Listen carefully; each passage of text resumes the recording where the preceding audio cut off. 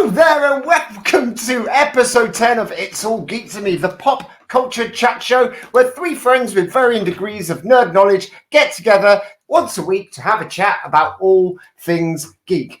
My name is Rich Gittins and joining me as always each week is Mr. Chris Lom. Hello. Hey up, Lobby, how you doing? I'm all right. How are you? Very well. This is working very efficiently. You've kind of caught me out a couple of times. It's all very sharp on the tech front tonight. I'm on a better machine to host this with. It's like the Millennium Falcon. Yeah. It's all good. It's all running smoothly so far. How you doing? How's your week been? It's been all right. Just doing bits and bats. Got a podcast out, new podcast. I'll tell you about that at the end of the show, though. When we do his plugs. Intriguing. Not intriguing. No, it isn't. I'm intrigued. You don't tell me how intriguing I find things, young man. Oh, well, fuck you. We're going to bring out our next buddy. Please give it up for Mr. Nathan Webb. What's up? Lummy's getting chopsy, Webby. Lummy's getting all chopsy and indignant. He's trying to tell me what I feel. Lummy. It's because I've got this machine and I'm feeling the power. It's gone to my head. What's going on with you? Hey, Webby, how you doing, love? You all right? I'm all right, mate. Yeah, I'm okay. I've had a great week. Yeah? Shaved my beard. Oh. To be honest, my kisses. Dartan Webb's gone. Kisses from my missus and my little boy went down by like 75%. The little kid was scared of the prickles. He enjoyed it for a little bit, but then it was like, nah, get out of my face with your prickles. So I shaved it. It's not related, but I shaved my balls as well. Oh, fantastic! So while I'm shaving stuff, I'll just shave. Nice. Right down to hey up. How you doing, Pop Dog Prof? You all right? How's it going? Nice to see you. Welcome to all of our regular and our new viewers this week. Please feel free to get involved. We're building a community here, so it's not really a show without you guys. So, well, it is. I'm just being nice, but it's not as much of a show without you guys. Sure, I'm kidding. Well, it's up to you to decide how good our show is, because this week we have a load of news. We've got some Webby recommendations because he's been a busy boy watching some telly this week, and he's found some gems. Running through some ideas of what to call it, and I thought, WWW, what's Webby watching? Oh, nice. Think about that for a little time. He watched. I think that's the best idea of all. That's great. That's great. In fact, we're going to have to call the whole show that. But hey, look, Nat, how you doing? Nice to see you again. And then we've also got a best and worst segment. And this week we will be retrospectively reviewing Solo, a Star Wars story. But first up, we've got some news. What's going on in the news this week, Webby? It's been a newsy kind of week. It's been kind of newsy. Let me just pull the right page up because I did it again. I'm on my notes. Oh yeah, crazy. This is fresh news. Brand is fresh. It's really fresh. It's just come out today, from what I know. And a freshly steaming pile of news. Just squeezed out a lovely bit of news for us. It's don't ask me why, but somebody's decided it's a great idea to make the 2005 smash hit Mr. and Mrs. Smith, starring Angelina Jolie and Brad Pitt, into a TV show with Phoebe Waller-Bridge from Fleabag and Donald Glover from Solo, a Star Wars story, and other things as well. Isn't that weird that ties in with later with them two being in the movie? And that news was literally today, wasn't it? It was. Yeah. I think they did it just for us. Yeah, just to give us a bit. That was the time to capitalize on them doing this show. I mean, they could have done it on a quiet news week. We've got loads of news this week, but we're very accommodating, aren't we? You know, I mean, that's all the news is about. That is that they're making a show. I don't know who's directing it. I don't know what streaming platform it's meant to be on, and I don't know when it's coming out. But it could be all right. Do you know why they're doing it? Money. Of course. Yes. There's got no more ideas. There's all sorts. Power.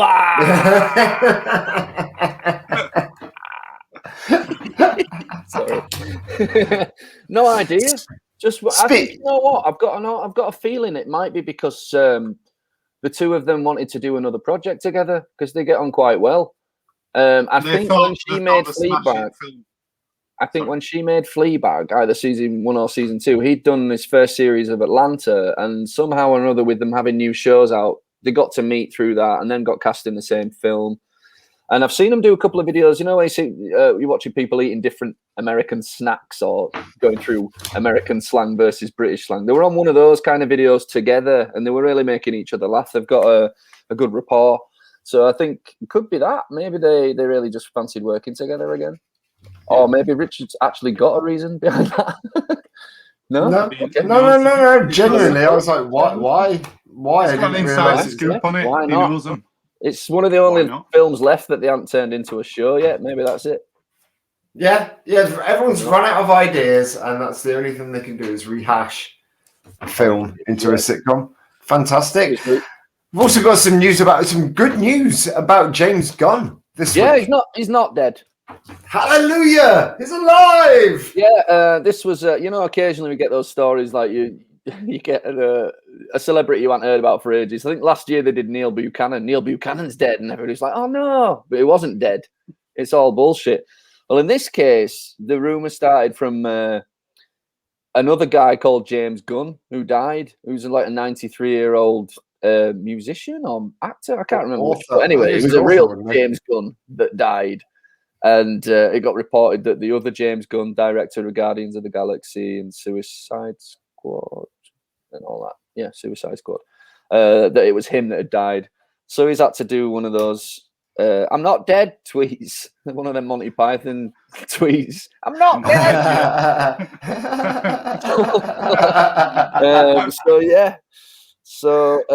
Next we got another one. If you're a Game of Thrones fan, people have been waiting for the next series to see where it's going quite some time. There was talk at one point that we're going to make 19 different series, all set at different times.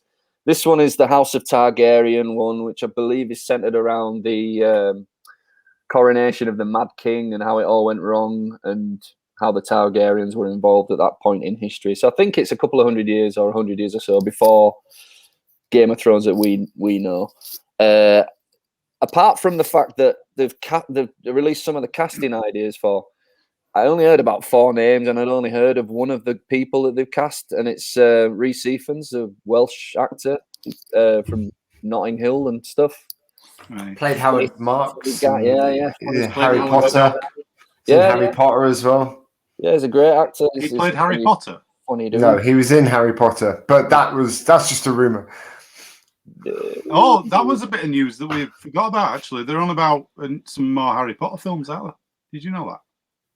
No. What, Fantastic Beasts? No, actual Harry Potter. They're going to make another Harry Potter film with all the old cast. I'm sure that was. Maybe I'm just making it up. If I'm making it up, it's exclusive, and you heard it here first. Unless they're doing a movie version of The Cursed Child. Well, they said it might be that, but they said it might be an original thing. Like all these things, they go, it might be this, it might be that, but you don't know yet. Right. But yeah, they did say this. To be honest with you, that is the one and most annoying factor about the Harry Potter franchise is that I've got no way of being able to see that bloody the latest one because I can't get to the theatre to see it. So I would like to see a version of it. Or I'm not bothered about reading. It's in 2 parts as well, so each one's like nearly 3 hours long. So you have you seen it? Yeah. I had a friend who was the head of Wigs on the show. She got me tickets to it years ago.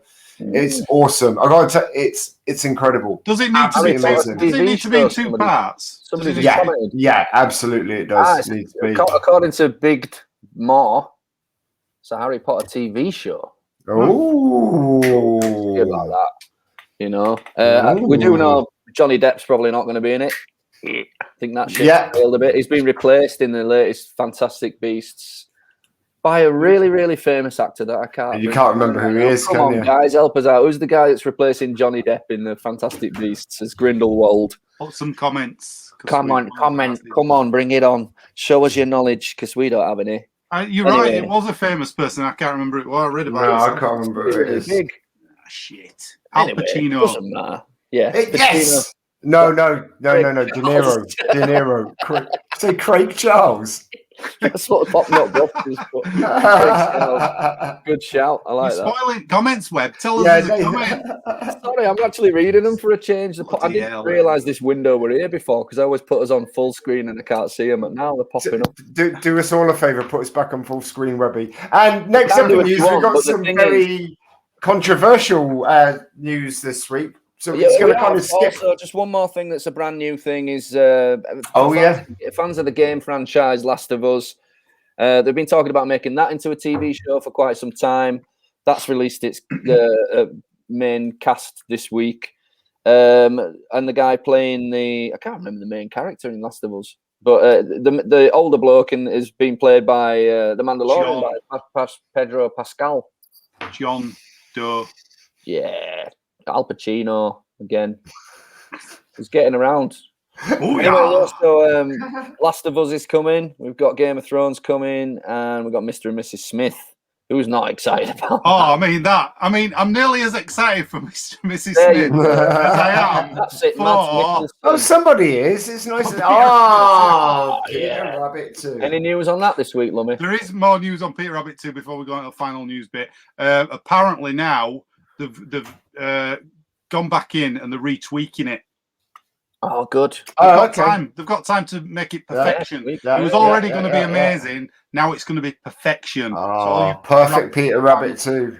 When the cinemas, guys, when the cinemas open back up, let's go. Let's do it. Hang on. And go watch it. I've got some vouchers for cinema, right? Mentioning these bloody vouchers. I got these 2 Christmases ago. I've not used them, lot, right? I want 2 serial numbers because you'll use them, you thieving bastards. How can we? They're all shut. Odeon, £15, and Showcase, £15. These are for Peter Rabbit. I'm going to treat us all. Brilliant. I'm there. I hope they don't expire before then, Lummy. You might have to have a word. All I'm thinking is, what the fuck did we do to you? And there is some news. I'm gonna make you go see it, and then we got to review it afterwards. Oh God, we have got some news this week about Gina Carano as well. That she's put. There you go. Nicholson. Yeah, that's it. Yes, that's pretty good actually. To be fair, because I reckon if they hadn't cast Johnny Depp, he'd have been great in it anyway. You know. Yeah. So, absolutely. And some Mandalorian news. Some Mandalorian news. Gina Carano has got herself into a little bit of hot bother with Disney. She's some of the things that she's put up on social media. I mean, it's one of those things, isn't it? It's a bit of a touchy subject, and it's not yet come to its completion either. But she has been sacked from her role in the show and the Knights of the Republic. But and she was given a warning by the studio as well, and she carried on posting. However, there's now a rumor that she might be being rehired after the cancelled Disney Plus hashtag was trending on social media. So it's not really a subject we can cover in too much detail until I guess it's been completed. Yeah, there's so much we could say, but it's our opinion, and we're not actually sure whether, we just best leave it alone. Personally speaking, I mean, whatever she's done or not done. You can't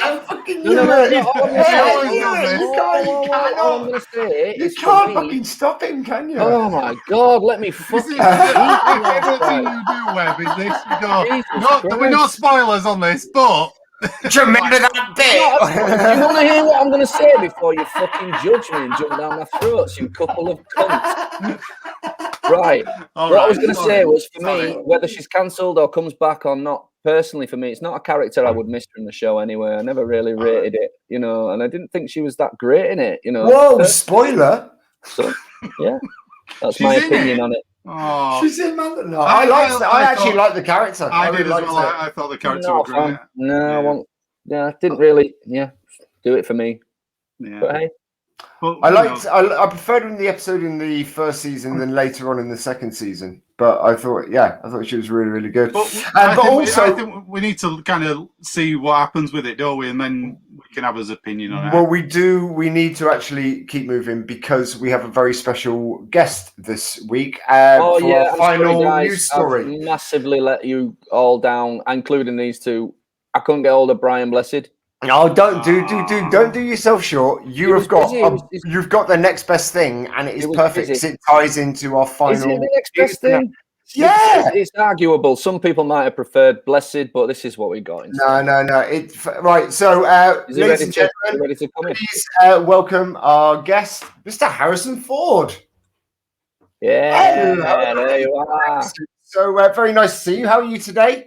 Yeah, I'm great. Thanks. It's great to be here. Thanks very much for joining us on the show. It's a lovely earring you've got there. It's really nice. Thanks. Why have you joined us tonight, Harrison? I heard you got a bit of big news for us. Yeah, well, we're gonna make Indy 5 finally. It's we're gonna get around to making. I'm really excited about it. I'm gonna. That's amazing. Whip out a storage in my head and everything. Is there anything that you can reveal? Any It's All Geeks Me exclusives that we can have this week about the show, about the film? Yeah, the title is going to be Indiana Jones and the Something. So, interesting. Sounds cryptic. Any little plot details you could drop on us? Yeah, it's I'm going to have my hat on, and I'm really looking forward to it. I'm going to try and get some Star Wars characters in there as well. Oh, really? Right. Cool. Yeah. Chewie. That'd be amazing. I'm gonna see if we can get Chewie in. That's your exclusive. That's amazing. That's amazing. What about this trend recently for the de-aging technology, Harrison? I know that you've avoided that so far because you're still a young-looking fellow. You don't really need it, but I heard rumors that they might be trying to do a scene where you're back in the past, maybe de-age you, like Robert Downey Jr. and all that. If someone tries to do that to me, I'll fuck them up. Okay. I don't doubt it at all. How have you been in lockdown, man? How have you been finding lockdown? I'm assuming that not being able to fly your plane is a bit of a bummer. Yeah, it's difficult. You know, I sometimes sneak out for a little fly, but don't tell anybody. We will keep that between you, us, and our 4 viewers. But thank you so much, Mr. Ford. It's been really, really lovely to have you on. Have you finished filming the new indie film yet? We're on lockdown, you son of a bitch. Of course we haven't finished filming. What are you talking about? We haven't even started filming yet, you asshole. Christ! I'm sorry about my. Come on here and you insult me. Why don't you shove it up your ass? Sorry about my co-host. It's gone. You didn't even get to ask him a question, Lummy. Oh, thanks, guys. You took up all the time. Yeah, your hero, and you didn't. I was going to give him a list of Lockhart. Lummy. He was rude. They do say don't meet your heroes, but he was really rude to me at the end there. We just had a load of comments. I mean, come on. Well, I'm not surprised. I mean, we got to have some fun on the show. Yeah, what the fuck? I know. We just spent a year's budget on getting Harrison Ford on the show. Oh, Terry's here. Ford. Hiya, Terry. I agree. Hey, Terry. He seemed, I mean, I don't know about you guys, but he seemed a bit more sexy than he does in the movies. Yeah, I agree. No CGI monkeys. That would be a bonus. Yeah. What else we got? Yeah. Thanks. Spoiler alert. I don't think. Well, if people are on here, they're not bothered about Masked Singer, are they? Well, they'd probably be watching it, wouldn't they, if they cared about it that much? Oh my god. That's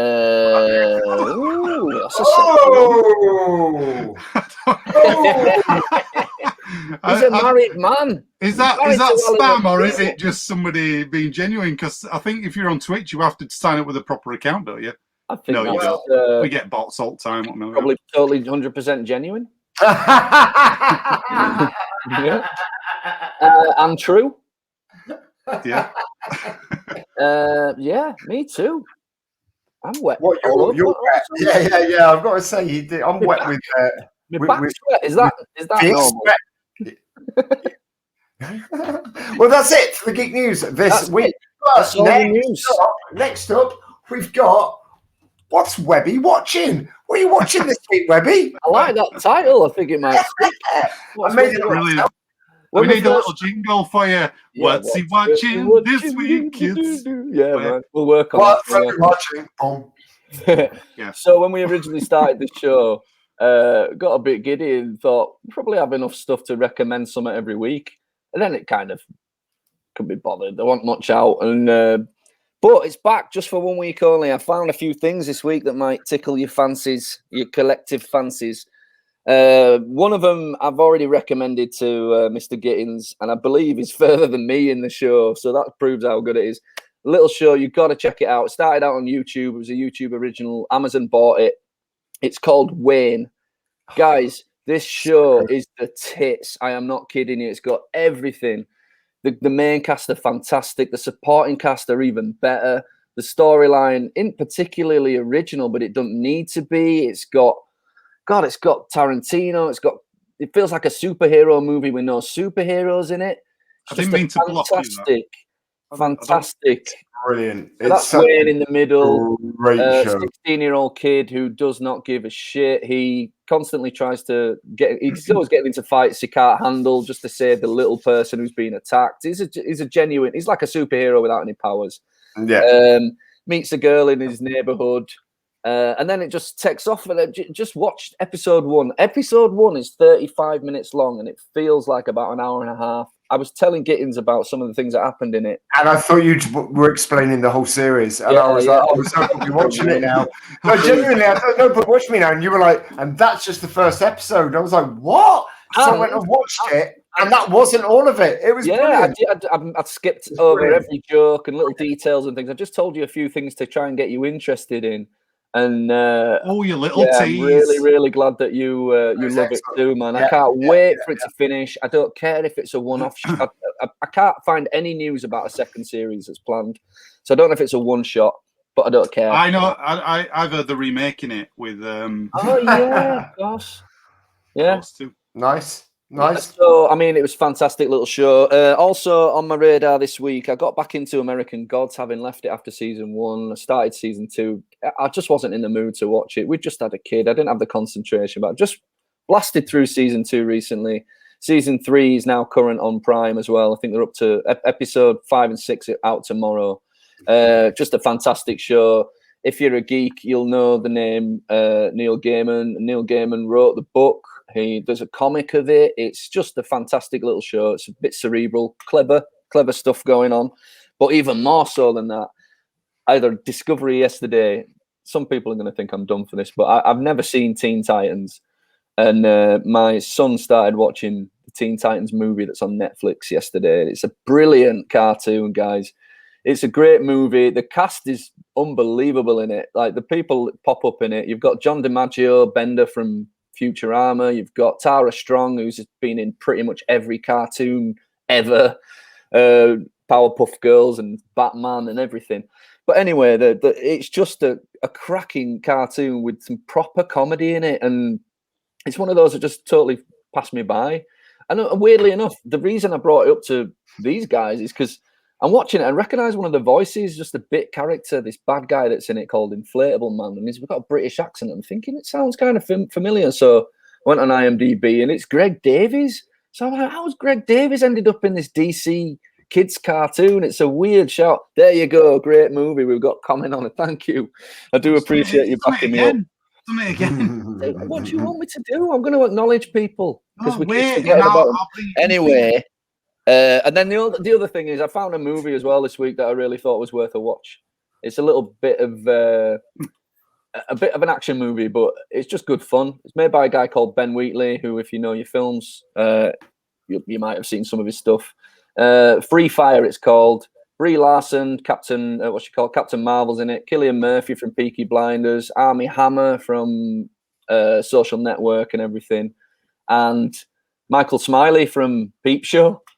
And it's just an insane shootout movie. It's a shootout for 90 minutes. Not my cup of tea at all, except the way it's made is like thank you. That's why I'm here. It's not a compliment. But the way it's made is kind of like the bullets in the bullets that are shot in the story are like characters in the film. There you go. It's an amazing film. Pop Not Broth is backing me on that. It's a great little film. Again, it's on Amazon Prime, and it's just a good little 90-minute movie to watch. And that's what Webby's been watching this week. Thank you very much, Webby. That section was really good, and I like the idea of the theme tune, but I think it should be cut.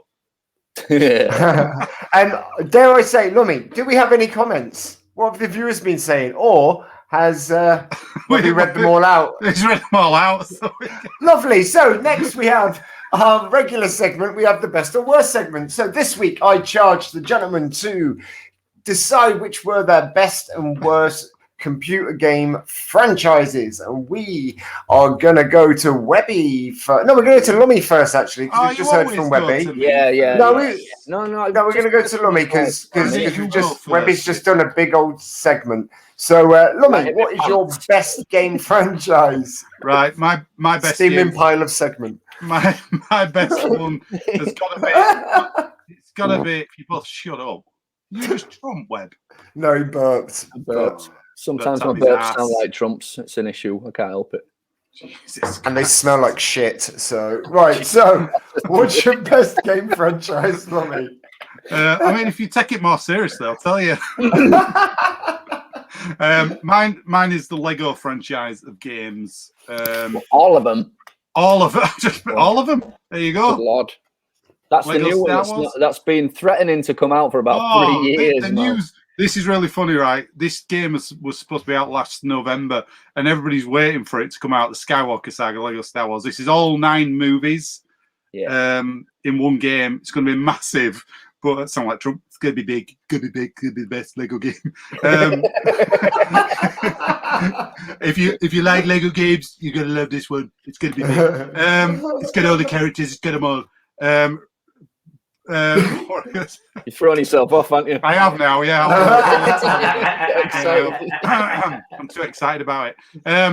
Everybody's doing news about this game, though, and they've got no news. So all these channels on YouTube, it's really funny. If you type this game in on there's about 50 channels all reporting on no news for the game, and they're having to come up with stuff while they're waiting for it. And there's this guy I watch his channel, and it's really funny. This guy gets news out of nothing. I won't tell his name though, because it's a bit unkind. What a bit like we do with Peter Rabbit every week. No, that. I mean, Peter Rabbit news. Everybody needs that. Everybody needs that Peter Rabbit news every week.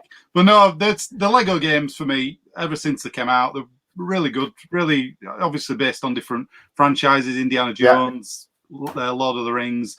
Really good fun. Yeah, and they are for kids, really, but they're still enjoyable. Something nice. Loads of people do really love them. Loads of people love the Lego games. Not just that, right? They are for kids, but put your hand up. Honestly, Lummy, have you ever been stuck enough on a Lego game to have to Google it and find out what the hell you're meant to be doing? On the going back to the missions, yeah. Yeah, exactly. So they ain't that amazing. They're not that easy, is what I was trying to say. I got thrown off by the scenes. Yeah, the cutscenes are brilliant. They're like little mini movies. They started off originally, didn't they? And they had no vocals, and then later on they started to voice characters, which made a bit more sense. Yeah, and they're on about, for this Lego one, this new one, they're on about, they've got voice casting, but they've also, they're going to have an option where you can go back to the original where they're all just grunting, apparently. Oh, because loads of fans wanted it. But I mean, this one coming out, I know I've been going on about that instead of the old games, but it's going to be brilliant, I think. What's your best of them then? I like the Indiana Jones ones. I like the Indiana Jones ones. I think they're good. Even the second one's pretty good.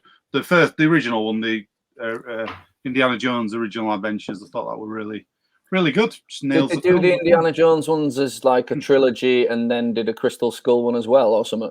They did, they did Indiana Jones 2 and it had Crystal Skull in it as the proper thing, and then it had reimagined Raiders Temple of Doom, and but they were a bit weird. It was if they shoved them 2 games together, it'd be a pretty good game. But what they're going to do, I reckon, after this Lego Star Wars one, I reckon they're going to go back and do that the same, like this big open world thing, because they've done a new engine for the game as well. So I think the Lego games, you were always like a side view on. I think these ones are behind the action now. So they've shifted the camera point. They've built it from the ground up, the engine. So I reckon they're going to go back, and I think they'll do Harry Potter again, I think they'll do that and shove Fantastic Beasts in there with it, I reckon. You're a big fan of the Lego games as well, aren't you, Rob? You quite like. I've seen. I mean, you've played the Harry Potter one with me, haven't you? And you've seen me play a bit of that. But that was recent as well. I started playing it a couple of years ago with the missus. Just to try and get my missus. I just don't play a lot of games, but I thought maybe this will hook her. For about 10 minutes, she was like, "Actually, this is pretty good," and then she was like, "Nah, I've got stuff to do. This is shit." But I really I've played quite a few of them actually. Now that I think about it, I liked the Star Wars one. The original Star Wars they did the complete saga, didn't they, up to a point before the new films came out. And I played the Harry Potter ones, and I played the Lord of the Rings ones. Did you play the Batman one as well? Yeah, the Batman and the Marvel ones. But some of them are different. Some of them are really quick and really easy to get through. And I think it was Lummy that put me onto some of them, because I kept saying to Lummy, how come you've got so many platinum trophies on your PlayStation thing? And he's like, it's all Lego. So I was like, right, I'm going to get a few of these Lego games and get myself some platinums, which worked. But yeah, I mean, they're a bit hit and miss sometimes for me. Some of them are the worst one I've played that was an absolute cash-in was they did one for the Lego Movie 2. And it was literally, there were no levels. You walk around and just solve puzzles in an open area. And it was such a blatant cash-in. It was like, wow, I missed the mark with that one. Yeah. What about your worst game franchise, Lummy? What is the worst game franchise you've ever played? All right, going for Assassin's Creed. My middle brother will go mad for me saying this because he loves these games. As all fans of sea shanties, it's become very popular. I honestly have never been able to get into these games. I've tried, and I'm just like, I can't be bothered with it. Did you play Uncharted? Yeah, love them. Yeah. Aren't they similar? No, not really. No, I mean they're similar looking, I guess, stylistically, but they're not the same. No, there's just something about it. You know, when you start playing something, I nearly picked Metal Gear Solid, right? But I've not really seen enough of it. I once had a go, and I was like, I'm not too bothered about this. So it was a bit of a toss-up between them two, just for the fact that I couldn't get into them and didn't really bother. I mean, I kind of agree with you on Assassin's Creed, because I nearly picked that for my worst, because I played Assassin's Creed 2, which people recommended to me, and I completed the whole thing, and I thought it was all right. And I went to play the next one, and it was exactly the same. And since then, there's been 4 more, and it kind of just lost me a bit, you know. Also, maybe some of the later ones are more interesting, where they go to Egypt and Rome and stuff. Maybe I'm sure they are, but I think sometimes if you don't start something, you think I'm so far behind. I mean, I won't even know which one to buy now if I started, because there's that many of them, and I think that put me off as well, because they bring out. I mean, this is the thing for video games in general, though, isn't it? They bring out so many versions of things, and you think, which fucking one do I buy? I don't know which one's which. Yeah. Do you want this with all the DLC? No, I want the one that I'm going to pay 50 quid for that gives me it all. No, you can't, because it's 70 quid or 80 quid. I mean, that's a different topic altogether, but price of video games are crazy sometimes. It's, you know. They are crazy. And the thing is, nowadays, this is the problem. We're old enough to remember that when you bought a game, you got the game, and that was it. But now you got the game. Well, you've got to spend another 50 quid to get the bits of the game they couldn't be asked attaching to the game when they released it, you know. And you know fine well they had it coded into the game as well before they sent it out. You're like, it's in there, just let me unlock it. But that was one thing they started doing with the Lego games, even them though. Because I used to get the whole thing, and you were like, right, I've finished everything, I've got it all, that's great, 100% thing. Then they went, we're going to do DLC, and and you think, don't do that with these games, you don't need to. Just a bit of a cash grab. DLC, did you finish it with the golden belt that you get with the DLC on? Did you wear your golden belt? No, what? I just finished it. Yeah, that's what I like. I like it when you complete a game and it's done. But again, I think this new one they're doing, they're not having any DLC. You get everything in it. I think they've got a couple of little character packs, so it's not levels, because that's what gets me when there's actually levels where they go, the DLC is a level. I'm not so bothered when it's like a cosmetic thing where you go, he's got a different cape or something. And also, it depends on the game. I have to say, some of the DLC for things like Fallout and GTA is brilliant. It actually not just adds to the game, but also fixes the game as they go along. Because it's another thing that we have to get used to for our generation is they release games that aren't fucking finished. All the time. They're so complex that there's bugs that they can't foresee. Perfect example of that, isn't it? It wasn't fit for purpose. Fallout 76, very much so. I didn't buy it when it came out. I had to wait 2 years till I read reviews that said this game is actually playable now because they fixed it. But I'm very much a stickler. They should release it and know that it's finished rather than just go, that'll do. These people will buy it anyway. Yeah, I mean, because in any other industry, if you bought something and it was faulty or you couldn't finish it or it didn't work properly, then you'd get a refund. Yeah. But for some reason, computer games seem to be the exception to that rule, and it just doesn't make sense to me at all. I've got to say, I nearly picked the other one that Webb were going to pick first of all tonight. But you can talk about that when you get there anyway. Well, let's go over to Webby then. Webby, what's your favourite games franchise? My favourite games franchise, hand on heart, honestly, I thought it was something else, but I was reminded that it's not. I completely forgot. It's been a long time since my favourite is Legend of Zelda. Always has been, always will be. Never played that one. You have to put the one picture up of the one I've played. That's why I didn't know. I thought he was. For me, it started with Ocarina of Time on the N64. N64. And that is still, for me, compared to even most modern games, is still unbeatable as a game. The soundtrack's beautiful. It's challenging. It's difficult. It's beautiful. And they always outdo themselves with the next game. You might have to wait sometimes 10 years for a game, but when they finally release it, it's worth it. And the thing I like about it is I'm not really an RPG player. I'm not really a puzzle game person. I'm much more of a let's just get on and go for it, But for me, for some reason, I understand Zelda games in a way that I feel like gamers understand World of Warcraft and those big, you know what I mean? For me, it's just something I've always understood and I've always been able to do, even when it comes to the hard puzzles and stuff. I've always had a bit of an affinity with Zelda. Just love it. Absolutely love it. Breath of the Wild on the Nintendo Switch is one of the most astounding games ever.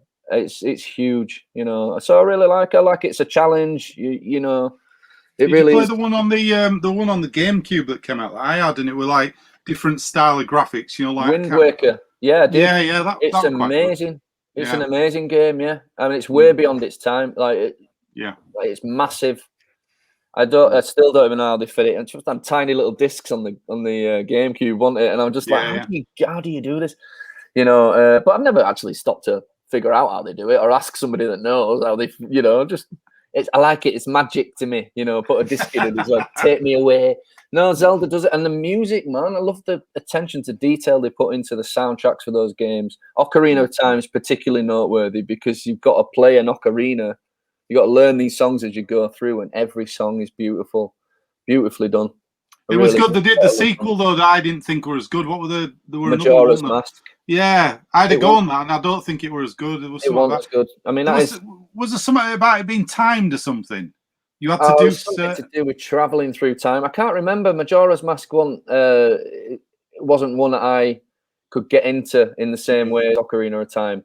It should be. It should be exactly the same. Probably got a few people on here that I'm probably going to say I'm playing it wrong or something. I can't even remember it that much. But for the main core of the Zelda games, right back to the bird's eye view ones on the NES, man, I've always loved them. I think Majora's Mask is the biggest sort of omission from that list. There was something a bit wrong with it. But I know it's got a fan base. People love it. But yeah. And the other game you were going to pick before that. The other game you were going to pick. The one I was going to pick was the Batman trilogy, the Arkham trilogy, because for me, it's just a fantastic bunch of games. But the reason I took it out is because it's got a few weaknesses, especially in the later games. I didn't think Arkham Knight was as playable centered mostly around driving a Batmobile around that nobody could drive. You really had to put some time into learning how to drive this thing. That's what stopped me. That's what stopped me carrying on with that game. Actually, was the Batmobile did you finish it? I really the Batmobile. No, I didn't. The Batmobile element ruined it for me. Of course, I finished. Get on with it at all. But that's what I did. I got to that stumbling block with the Batmobile, and then I thought, no, I'm going to learn how to drive this thing, and I did. And once I got the mechanics of it, it was really good. I did enjoy it, but it was a bit heavy on the Batmobile use. But they wanted to make a big deal about that was the first time they'd managed to get a plausible Batmobile in it. I understand that, but for me, it was they kind of tried to GTA it a bit and make it a bit more drivey and shooty. But the story's great. The arc of the Joker and what happens to him throughout the trilogy is just great. But yeah, that was going to be my other favorite, my first choice. But so, what was your worst game franchise then? My worst game franchise is and always pretty much has been Sonic the Hedgehog. I think it's because when I was a kid and Sonic came out, I was a Mario guy, I was a Nintendo guy, and it was a bit like Coke and Pepsi. We didn't get on. We used to have fights and stuff. Kids, you got a Master System. I've got an NES, and you have a big fight about it, like Warriors, that movie. But anyway, no, for me, it's just that I don't give a shit about some blue hedgehog in red sneakers running really fast and collecting rings. It's the same principle as Mario, so I'm being a bit unfair. But for me, just Mario is a stronger.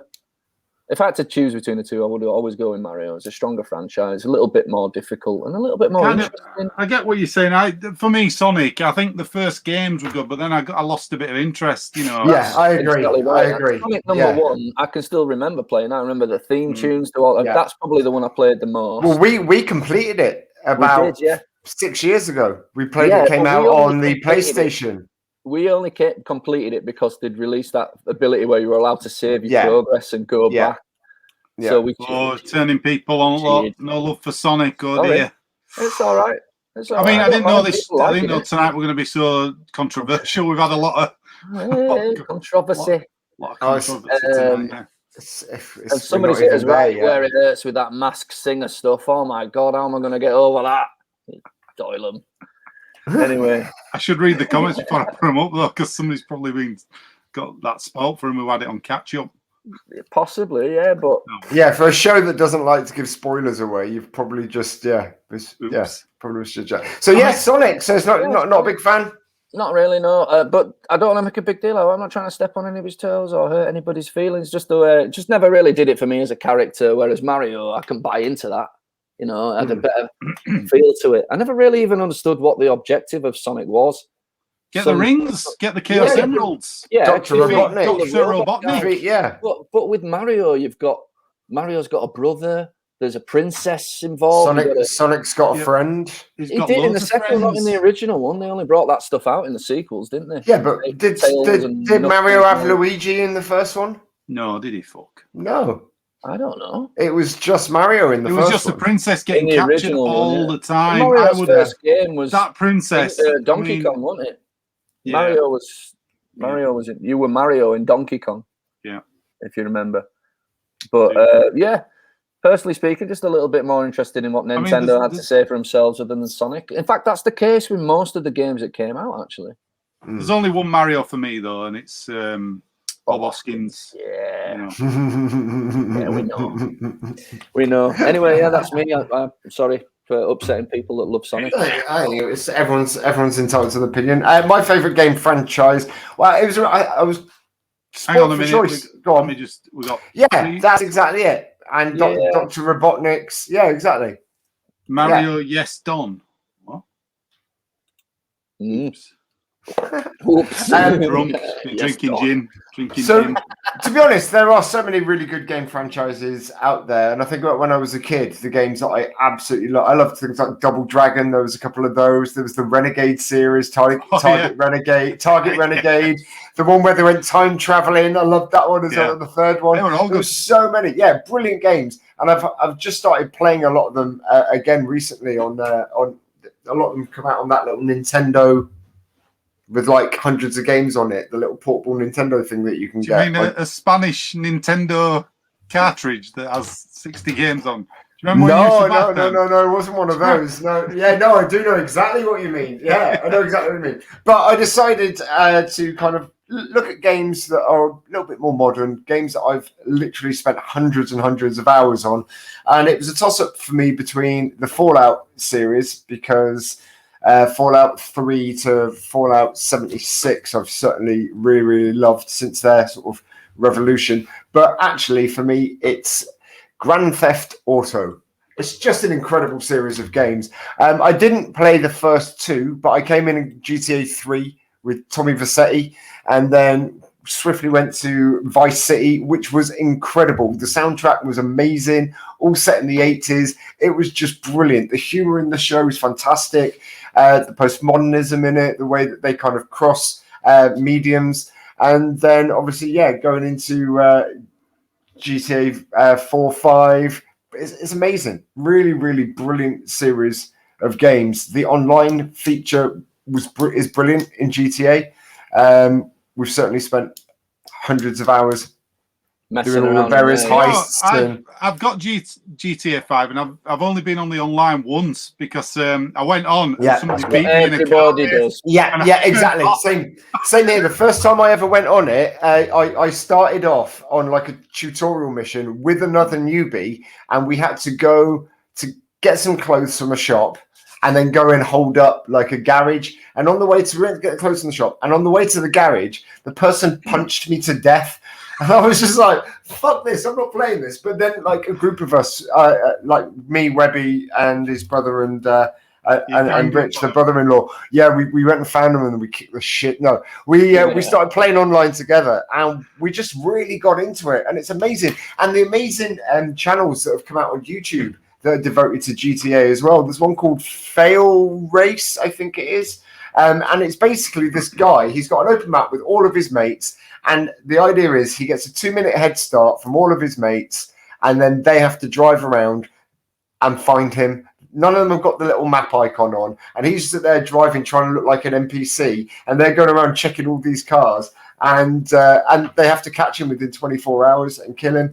And it's absolutely brilliant. It's really good to watch. It's brilliant. It's just such a versatile game. I do believe if they built in the feature into the online of both GTA and things like Red Dead, where you spawn into the online map and you get killed straight away by somebody who spots you coming a mile off, and you're just walking around with your dick in your hand like, I don't know what to do. I think if they just gave you a little bit of time, like an hour just to get your bearings, it'd be a different story. And I wouldn't have waited 4 or 5 years to go online again with it, because the same thing happened to me. I got annihilated straight away, and then I thought, well, listen, for me. No, well, that's what happened with talked me back into it. Call of Duty as well. Battlefront, Battlefront 2, you went on it and people were level 100 and just kicked shit out of you and you went, I'm never playing that again. And that's why they had all this controversy. That's why I didn't like it. It's true, isn't it? Game Boy cartridges with 60 games on 60 games. Yeah. But yeah, did you think Vice City... Storylines. Go on. Do you think Vice City was better than number 4? Because I did. Vice City is my favourite out of all of them. Vice City, then 4, wasn't there? Then 5. Well, it's Vice City, San Andreas.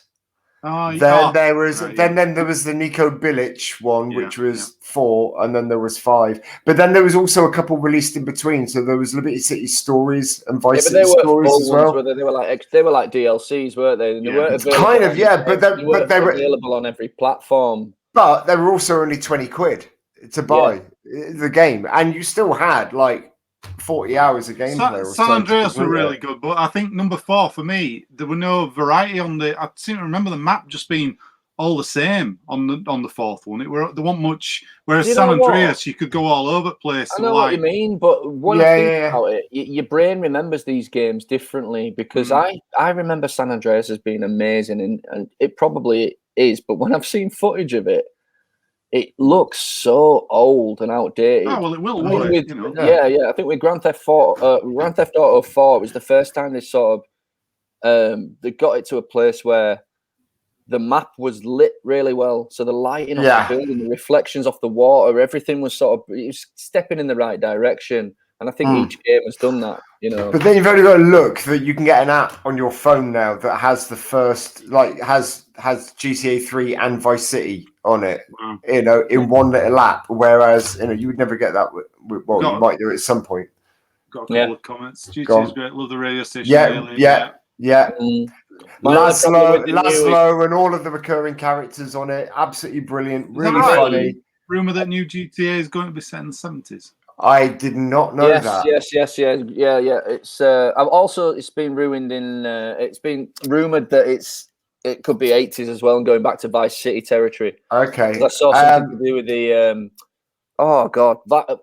What's it got? Miami Vice, that sort of thing. That whole feel of the Vice City. 70s might be good though. I mean, that'd be good. No, they haven't done that. I'd like to see them travel around with it as well. I'd like to see. What about a time traveling GTA with a DeLorean? Where you can go to different time zones you're in the same city, but you go to different time zones, like 70s. Depends how much 90s. You really want to bone your own mum, doesn't it? Really? And your consequences of actions in 90s. So you kill a guy and then you rise to power, and then in 90s, you realise you shouldn't have killed him. Yeah. Wow. Like I know the objective of the whole game should be trying not to sleep with your own mum when you go back in time. Maybe that's You're obsessed with impossible. You're obsessed. Have you ever had any of the mods though for all the old GTA games? They did like Knight Rider, Back to the Future cars, so you could actually mod the cars and go drive around in them. Well, they did a car in Grand Theft Auto 5 that you can unlock that's a flying DeLorean. It's called the Deluxo or something like that. The thing is a bitch to drive. It really is. Yeah, it's horrible. Really, it's horrible. Great Scott, it's horrible. It's a terrible car to drive. I agree with you. I mean, I didn't want to give GTA all the credit because it gets so much of the spotlight, but I've had my money's worth. There's a reason for that. Yeah, I've had my money's worth out of it, and rediscovering the online feature just doubles the size of the game, doesn't it? It just becomes an game. Rockstar are looking for a scenic artist, I think, at the moment. A job going at Rockstar in Leeds. I can't draw. Why the fuck would I? I'm telling the viewers, not you. I can't draw. Don't want your Crayola drawing. Yeah, no. Web is not a drawer; it's a tracer. The cars look brilliant, but the backgrounds, why are they all like stickmen and? Imagine that. You should apply for Laugh and send a submission in, and we'll see what your reply is. Put it on show. Send them a drawing. Go on LinkedIn. Oh. So GTA, that's my favourite franchise. Just wins it for me. And my worst franchise this week is look at the Lego. Ugly Lego. I can't. Right. I cannot get into it. Enough joy in his heart for this game. It's too complicated. Right, you've got to explain it's yourself. Too hard. This come in. Come on. It's like, oh god damn it! Why is this so hard? It's a kid's game. Let him speak. Let the man speak. Let him have his day in court. Go on.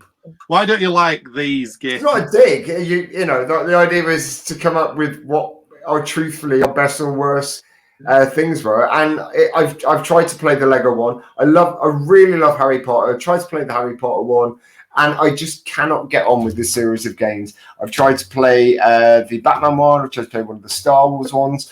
I cannot get on with it. They just don't make sense to me.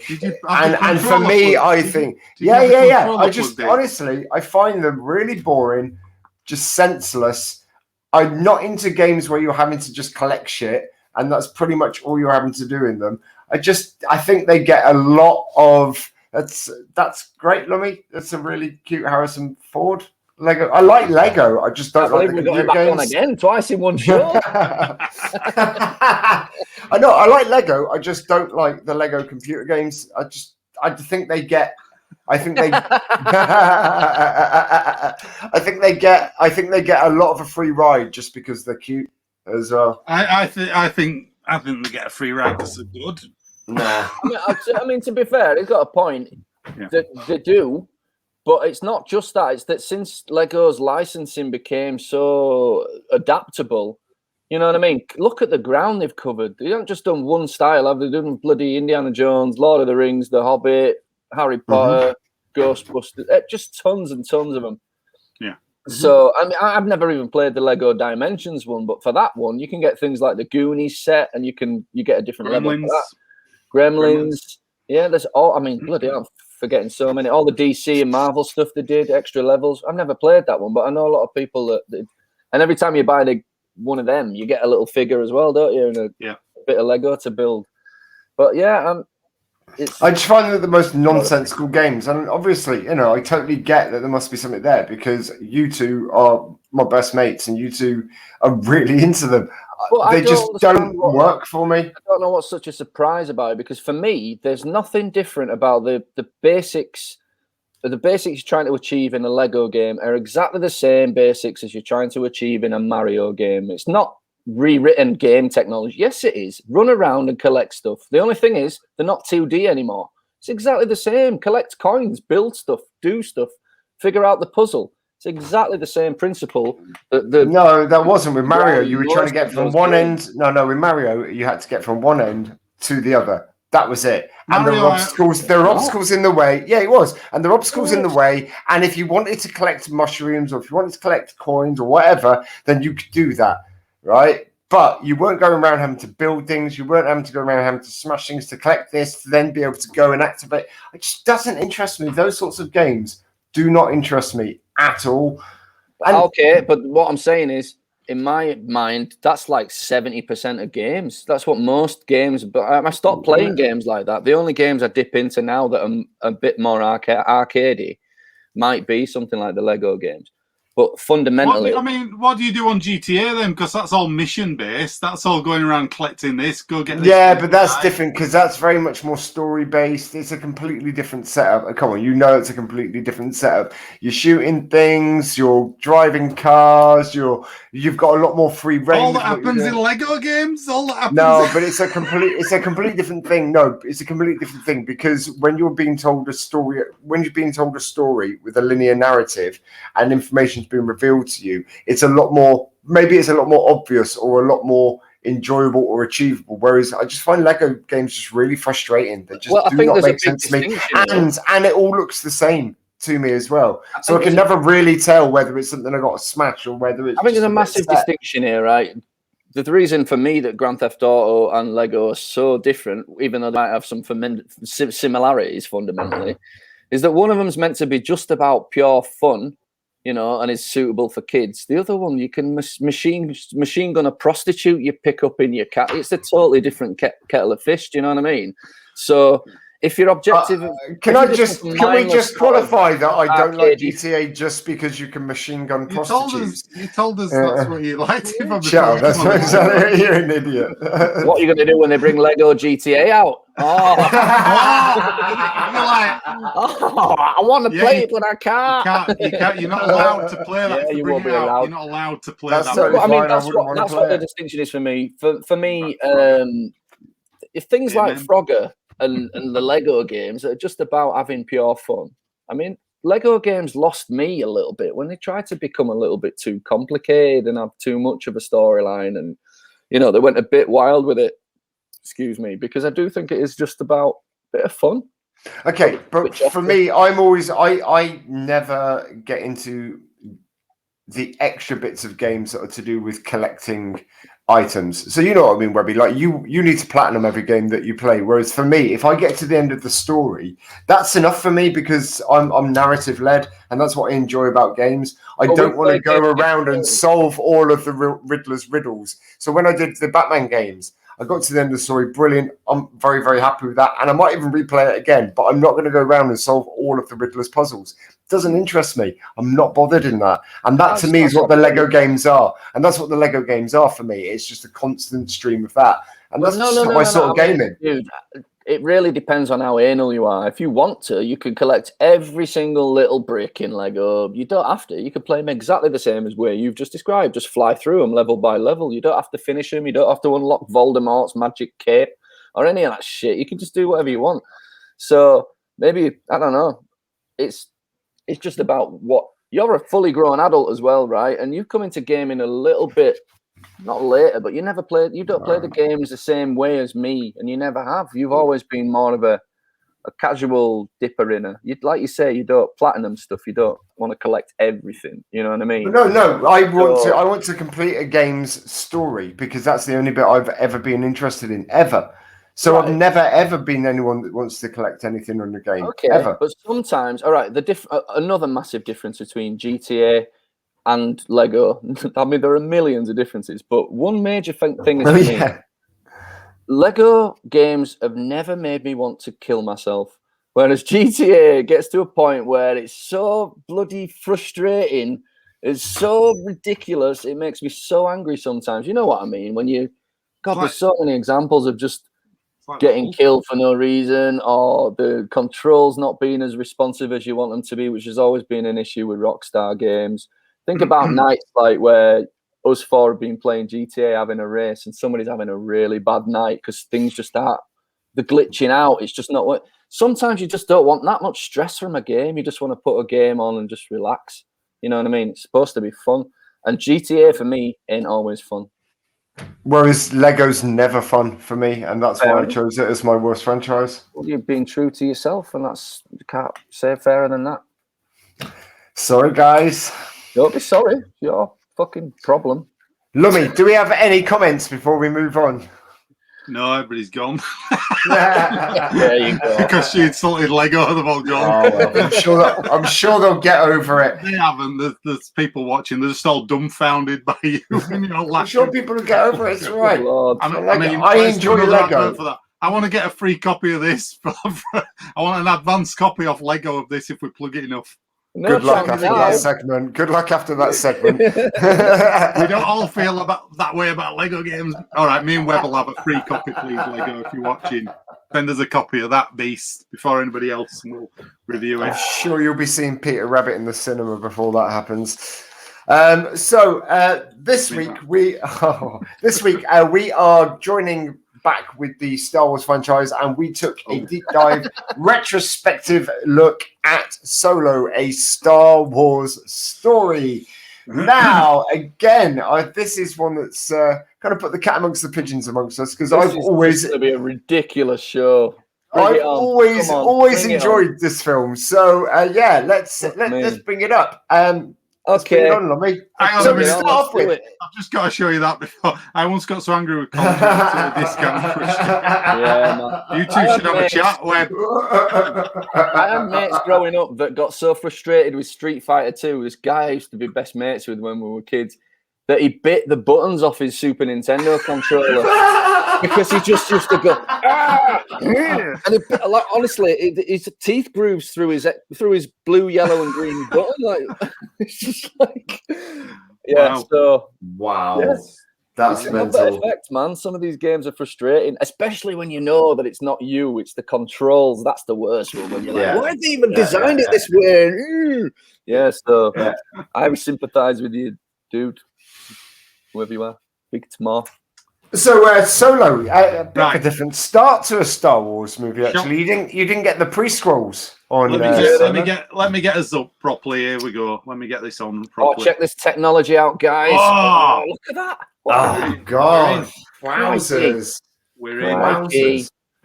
So we should explain that. Obviously, you gotta put something over the thing now, because it's not, just in case you wonder why it looks like that. We've got to mask it. I mean, we don't have to explain, but we have done. So for a Star Wars one, we didn't get the pre-scrolls on this one. That was the first thing that actually kind of shocked me a little bit. I didn't notice it the first time I watched it, but this time didn't deserve it. Didn't deserve it. It's not a real Star Wars movie, so it didn't deserve it. How about that? Yeah. The new, it's still got a long time ago in a galaxy far, far away. And weirdly, the end credits music is still the Star Wars theme, and you're like, what? That don't work if you're not using something I recognise. Just wait until the end credits. Oh, so, I mean, I've got this so we can skip through stuff and have a look at scenes. So, literally, I mean, you get this at the start, don't you, about this is what's happening. Everybody's after resources, food, medicine, hyperfuel. And then Lady Proxima, that's his boss in it, and Solo's boss. Yeah. Well, she's the prawn lady. Now, that's the only thing that I didn't really get about her, that she a prawn lady rules what is actually mostly an overland planet. I don't know how she shot to fame or to leadership in that role. Yeah. Man, if that's the only thing about this movie that bugged you, we are on different fucking planets. No. There was something that really bugged me about this film. Jeepers. It's for me, it's blinding. All right, what I wrote down first of all was this film looks like what people who don't watch Star Wars think Star Wars looks like. And that's it for me in a nutshell. It's just that's what somebody trying to write a Star Wars movie that's never actually watched it. In my opinion, I mean, I find it really difficult to think of anything nice to say about this movie.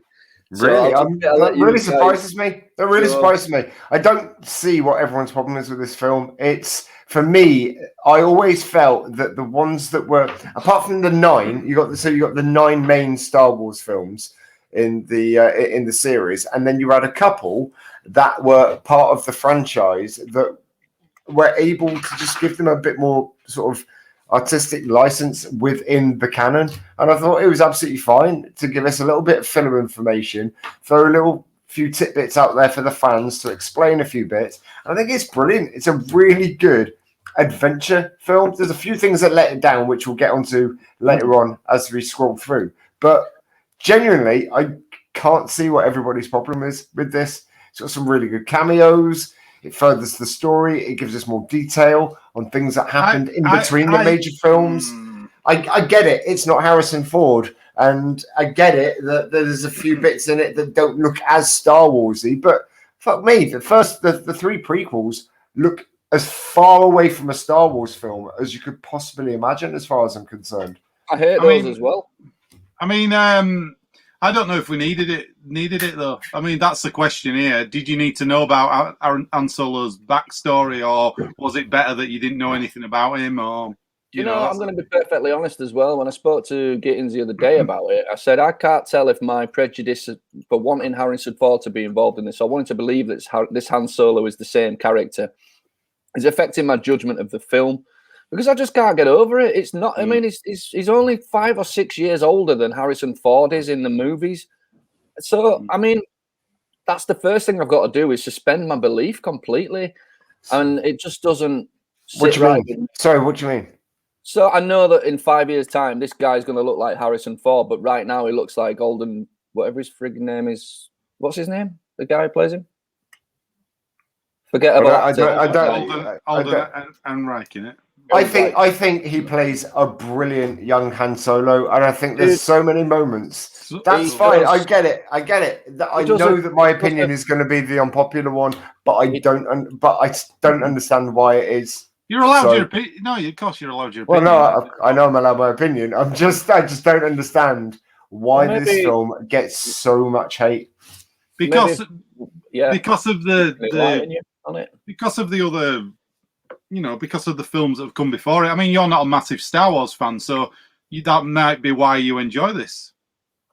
Dan's the same. My brother thinks it's the best thing Star Wars did for years, but he hasn't watched any of the Star Wars films for years. Yeah, but I have. I've watched all of the Star Wars films multiple times recently. I love Star Wars. I just don't see what the issue is with this film. I don't see why people have got their fucking asses in the hands over it. I feel like it's fucking speak. We might better tell you. Jesus Christ. Right, for me, I'll tell you exactly what it is. Right, in my opinion, this film and what it could have been, I could have felt the same way about you if it was good enough. About me? Bless you. If you were good enough, he could feel the same way about you. But he just doesn't. If it was, I'd love to have the same opinion as you on it and just think, yeah, it's just a good movie. But for me, I'm not even sure whose fault it is. But honestly, the casting is dodgy as hell for me, and the fact that they changed director a couple of times, I don't think helped the movie at all. And yes, they ended up with Ron Howard, bloody Apollo, 13? Apollo Creed, I nearly said that. Ron Howard, man, great director. And I think he came in and pieced together what he could and got a fairly decent attempt at a cut of stuff that was there and available to him. This film is let down, in my opinion, even by some of the good actors in it. Woody Harrelson just plays Woody Harrelson for 2 hours. I didn't expect anything less. Yeah, but I think the guy playing Solo does a good job. I've got to say that. Yeah. Like I said, it does a passable impression of Harrison Ford. There are moments where you can absolutely imagine that being Harrison Ford or the Han Solo that we grew up with saying that line. I found his performance really impressive, to be honest, especially when you think about the shoes that he's got to fill and the little bitches he's got to please. Yeah. I wrote down that there's too many things that rip off other things that are trendy at the time in this movie. For example, the spoiler alert, there's a character that shows up with Woody Harrelson in the group of thieves, a four-armed Aurelian, is he called? Arnelian. It's a cool character as well. It's not. It's a fucking Rocket Raccoon ripoff. Why the fuck has this guy got a Bronx accent? What's going on here? Like, I don't get it. I'm like, why are you in there for 5 minutes? What's the point in this thing? Didn't do it for me. But why have some of them got English accents? Why have some of them got American accents? You know, there are different accents in Star Wars. I mean, sometimes. Do you know what? I one of the big things of this is I feel like it was a made-for-TV film. It doesn't feel like a big blockbuster movie that came out of the cinema to me. Even when I watched it at the cinema, like this could have come out on. This would probably have done better on Disney Plus. This as a series. Yeah, I think you're right. I think it might have even been able to enjoy it a bit more. Yeah. But this also, you got to remember, for me, this came out right in the middle where they started rushing out a load of Star Wars films that weren't quite right.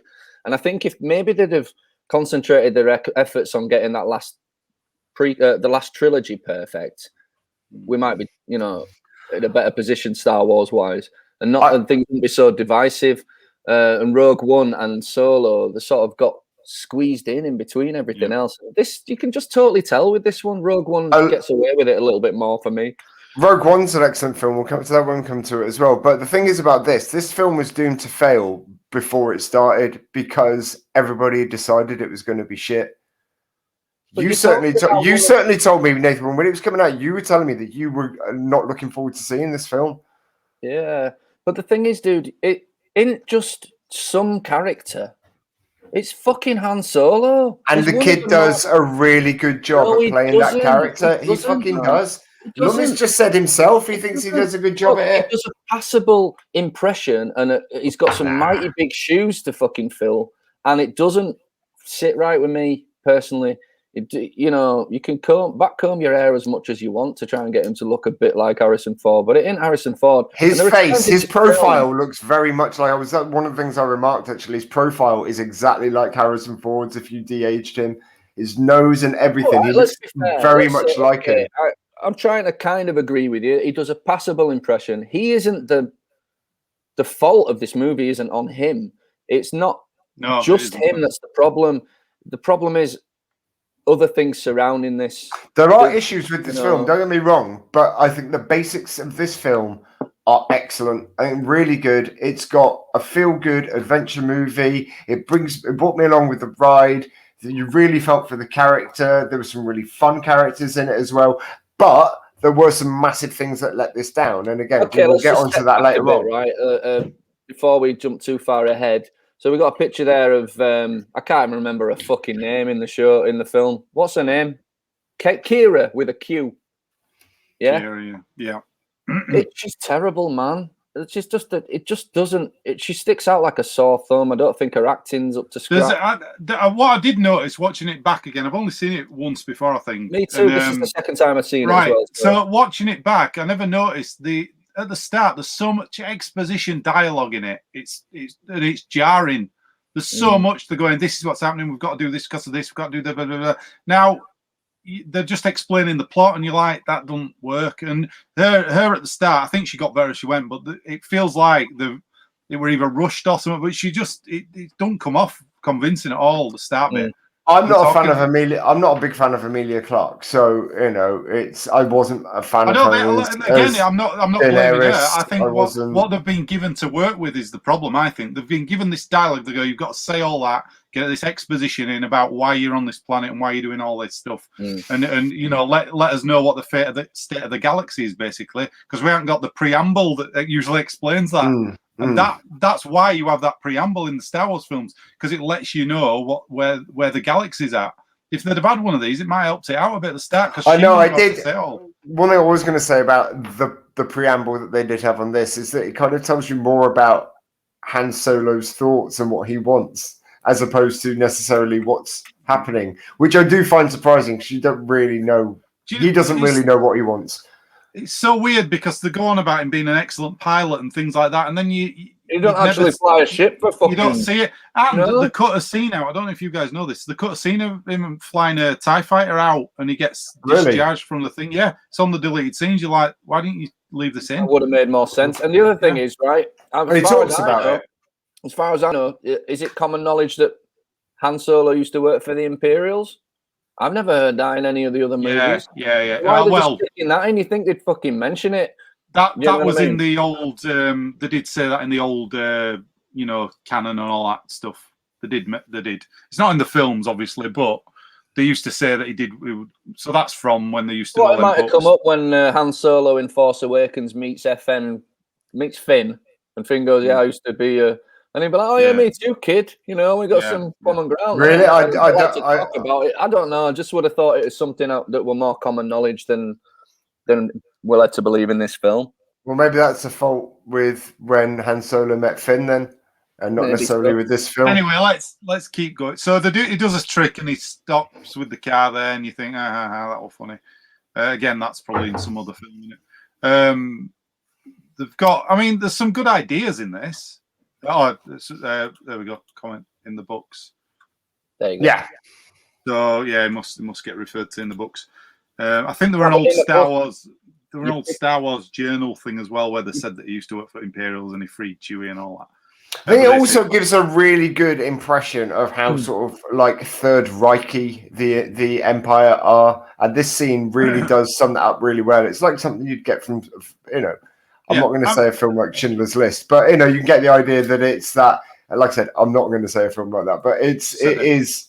I said I'm not gonna, but it is. But you know what I mean. It's kind of got that quite oppressive rule where you got very split society, and yeah, it's cool. I mean, this is the first. I mean, I like this kind of stuff. You see a bit of it with Mandalorian. When it shows you the inner workings of the Empire and things like that. I like all this stuff. So all this stuff in here were fine, I thought, and I actually like the fact that they've got the Imperial March playing in the.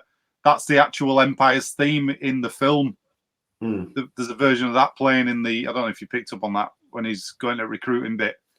I saw the video in the background, like the propaganda video showing the TIE fighters and the Death Star. And but they've got a slightly different version, of like a band march version of the Imperial March playing, which I thought were quite interesting. Well, if a film being good depended on scenes like this, then it'd be a great film. But it don't. For me, I need a little bit more, and.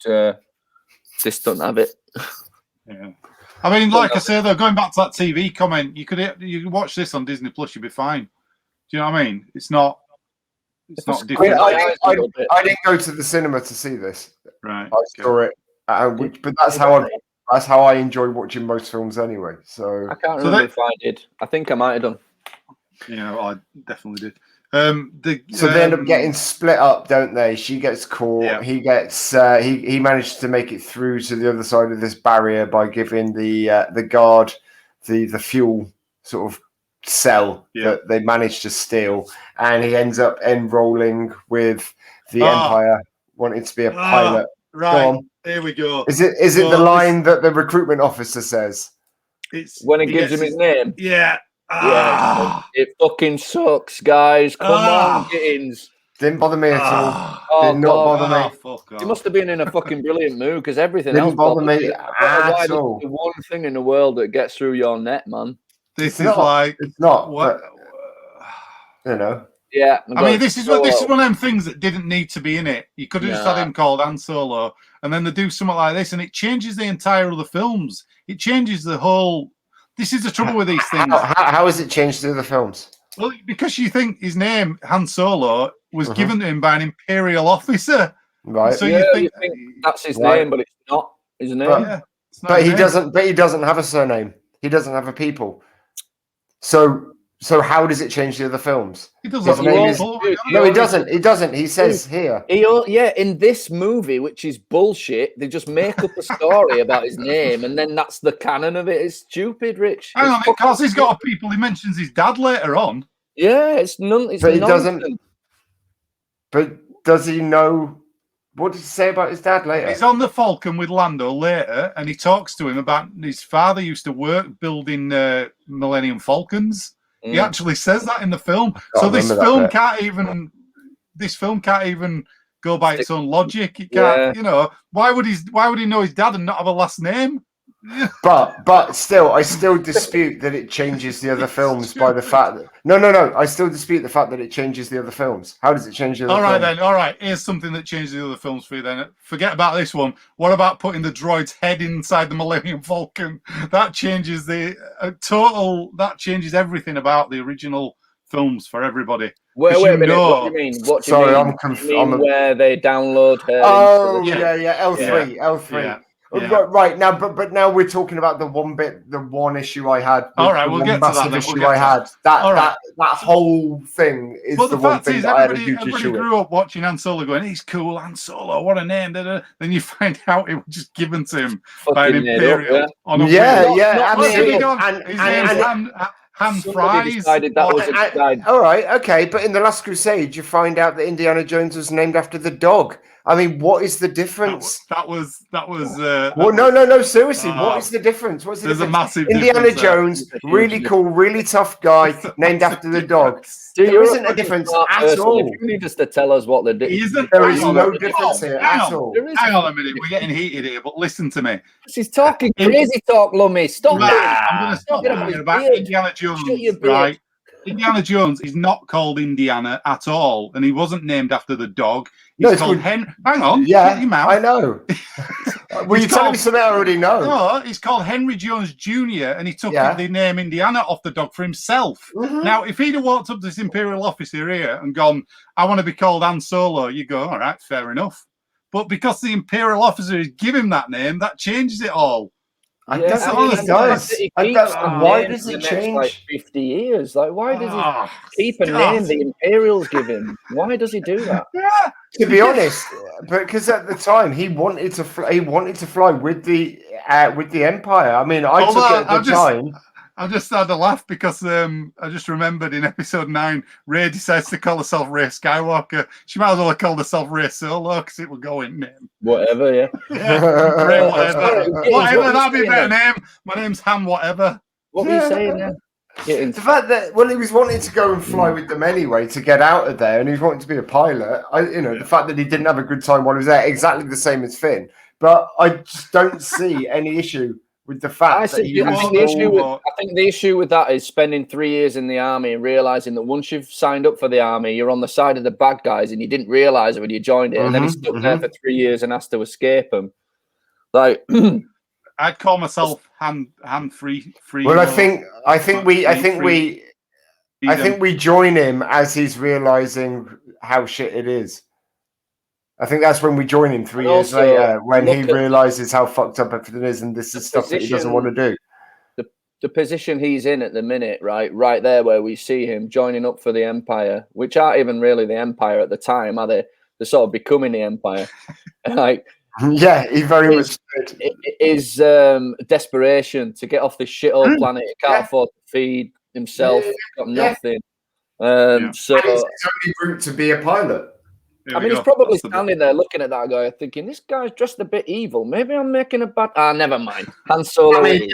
I mean, that is the Robert Webb, David Mitchell thing, isn't it? Where the Nazis and so they go. It's called. Are we the bad guys? You're the good guys. It's. So that's again. This is a decision they made regarding this movie, because prior to this, we didn't know that Han Solo was in the Empire. You know what I mean? So. It's all bullshit. It's made up. If you just scratch this movie away, it doesn't affect the next. They used to. I mean, in the books. It was in some old books that it worked for Imperials, so they have had the idea for a while. They certainly haven't had the idea of the Imperials naming him. I don't get why you're hung up on that. Talk about like the ambiguity of like the fact that Han Solo isn't a good guy when he's. No. When a New Hope starts, he's been working for the bad guys for years. He works for Jabba the fucking Hutt, for God's sake. Yeah. So he's a bounty. He's a what is it? A mercenary, isn't he? And smuggler. Yeah. So he's in with the bad guys as soon as he leaves. The smuggling stuff away from the Imperials, aren't they? So they're not all bad. They're not working for the Imperials. The Hutt, dude, that's still a bad guy. Dude, Jabba the Hutt's a bad guy. How bad is he? Come on. Oh, come on. How bad? How bad is he? He's a real bad guy. He's a real bad Hutt. You know, he's got a pet monster. Anyway, so we join him 3 years later. We find out that he has done some flying, but he got kicked out of for kind of being a bit of a maverick. And he... Do you know why they cut the scene out? Because they wanted to have a joke here. We'll have you flying in no time, and then they cut to him flying through air. That's why they cut a really important scene out, so they could stick a joke in. Okay, that's it. Yeah, I mean, it's weird. It's weird. The whole thing is a bit odd. I mean, again, I like this stuff where they're in the trenches and you see a bit of Imperials on the front line, all that stuff. I like all that stuff, but it's just... You know what? I know they're going for that sort of semi-Stormtrooper inspired look, but the helmets in this look like fucking Dark Helmet in Spaceballs. They're absolutely huge. They're absolutely huge on their heads. I'm just like, how are you meant to fight in a helmet like that? Gold Star! Yeah. I see your Swartz is as big as mine. So we so he meets Beckett, played by Harrison Ford. Oh my God. Now that would be ironic. He named himself after the dog and was great. Comedy is not the same at all. Exactly. This is not good comedy at all. Han Solo was a pirate. There you go, space pirate, mercenary.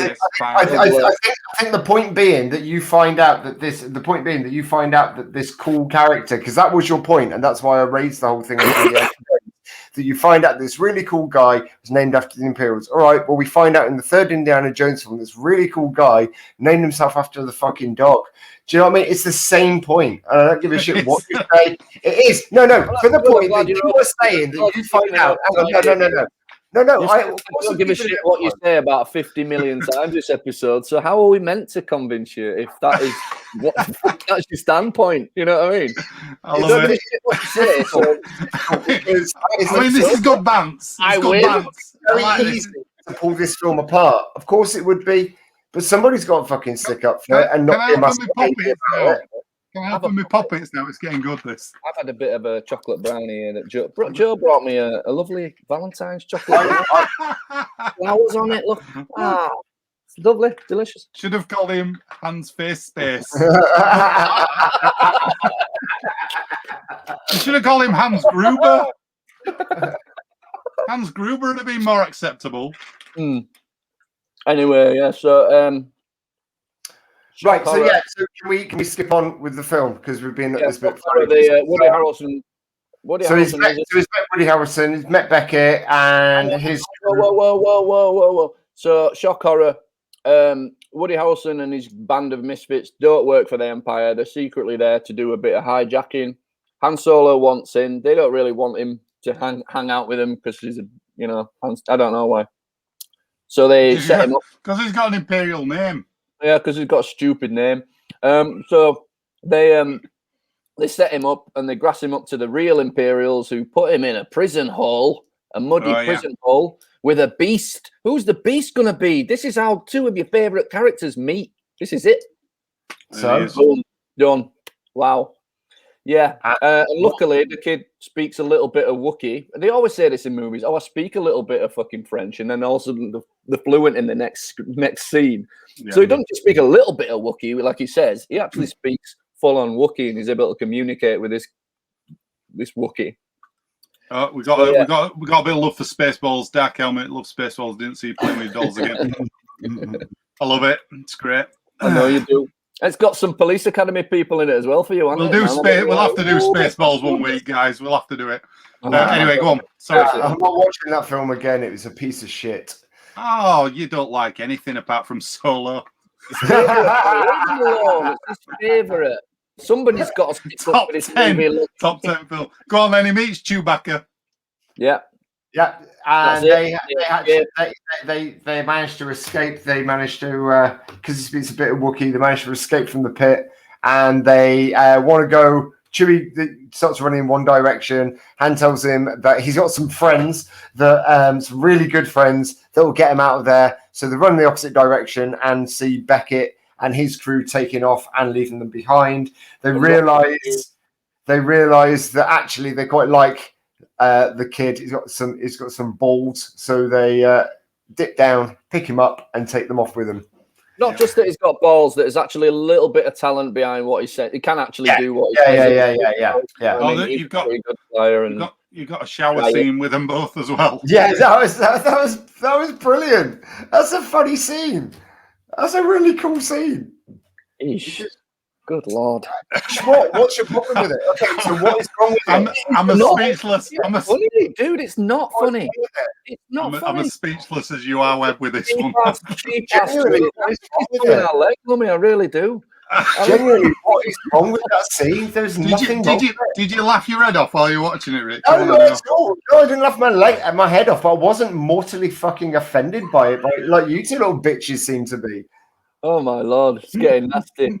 But I mean, if your idea of a good joke is that, then fair enough. I didn't say no. I just said it was a good scene. It was fine. What was wrong with it? It wasn't a oh sheesh moment. It was a all right, cool. The fucking me, right?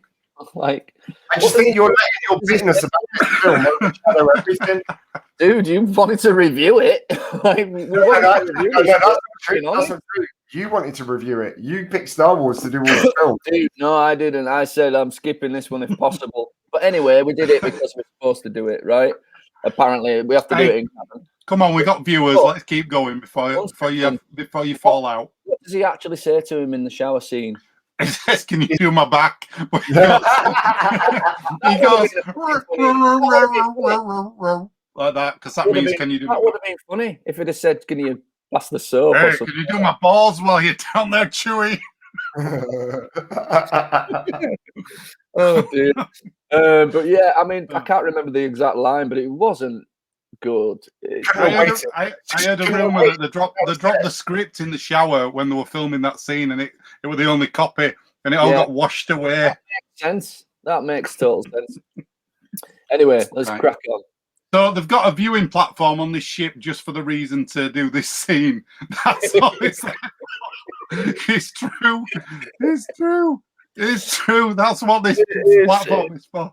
Yeah. So they can have a bit of a moment. And he says, "My name's Chewbacca," and he goes, "I'm not calling you that all the time. I'll call you something else." Oh, he's got his name Chewie now. Oh, everything is so like. Oh. I mean, Chewie don't take that much less time to say than Chewbacca. Really, it's not that much longer. I don't know what his problem is. Like, just I mean, you could call him. No, not at all. I just sat and watched the film, and it wasn't mortally offended by it. It's fine. It's a film that's supposed to explain some of the details behind Han Solo. It did that. And we've already established that a lot of the things that they did were in the fucking books. So what is the issue with it?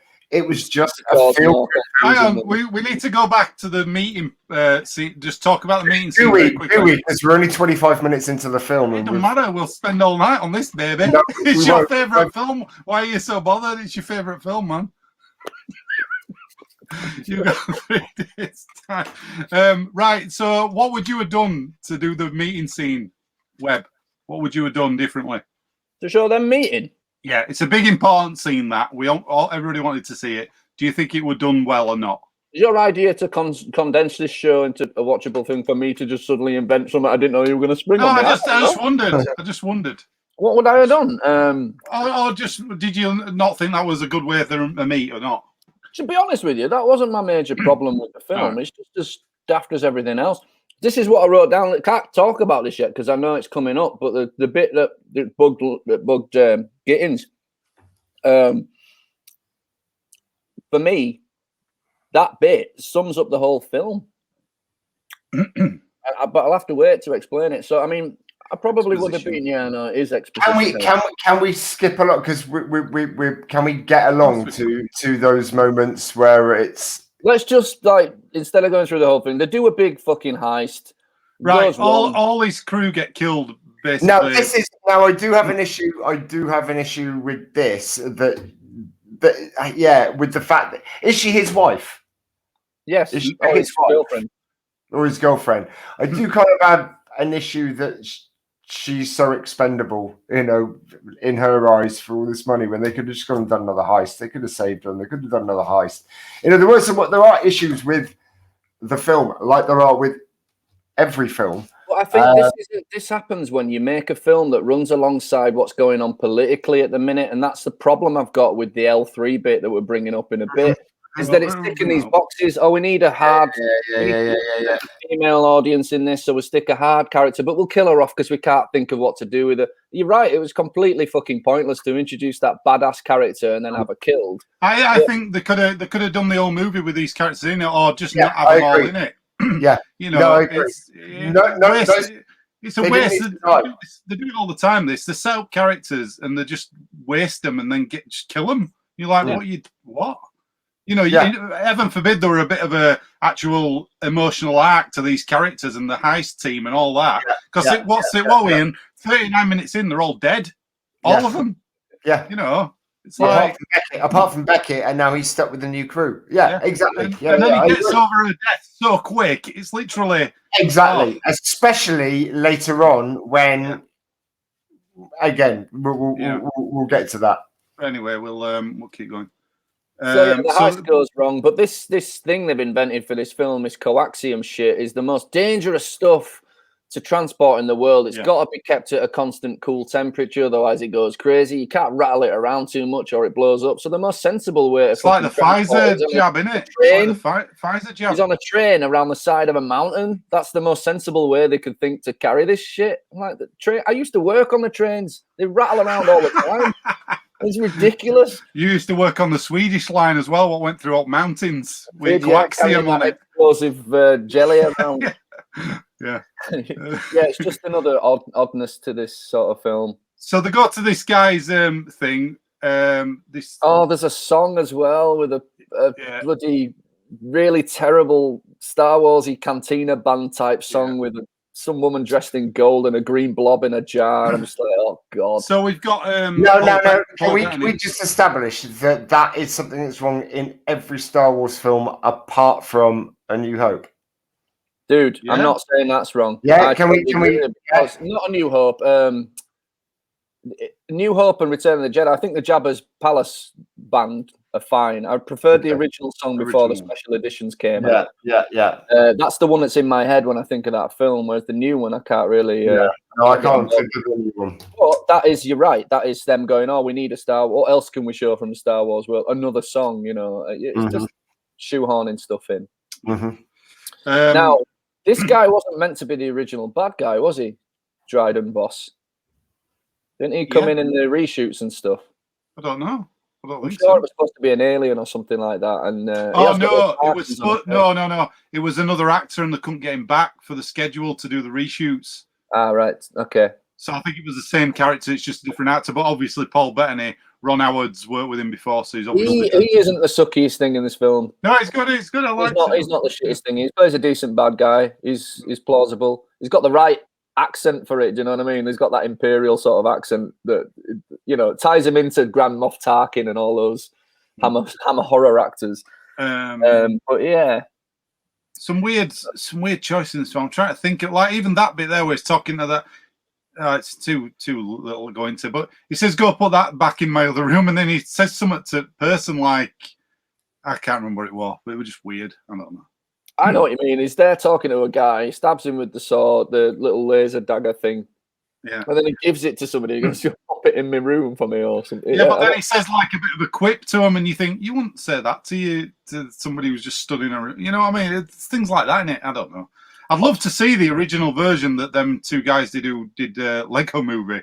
They were direct. Phil Lord and Chris Miller, wasn't it? I'd love to see that version because apparently it was just an out-and-out comedy. The whole thing. Yeah. I mean, they're pretty funny. I mean, they made stuff. Oh, there you go. I wasn't expecting to. I mean, that just looks like somebody who's heard of Star Wars and somebody said, "Can you design me a gold suit for us?" It just looks awful, man. It looks like Star Wars. Yeah, absolutely. They meet up again, and he says, "Oh, how are you doing?" Blah blah blah. She says, "I've done things you can't imagine, Han." And he's like, "All right." It's like, "Don't worry about it, baby. I'm coming to save you." There was a funny bit where Chewie drinks 2 glasses of thing. I like that bit. Yeah. Good. I mean, it wasn't as funny as the shower scene. No, it was not a shower scene.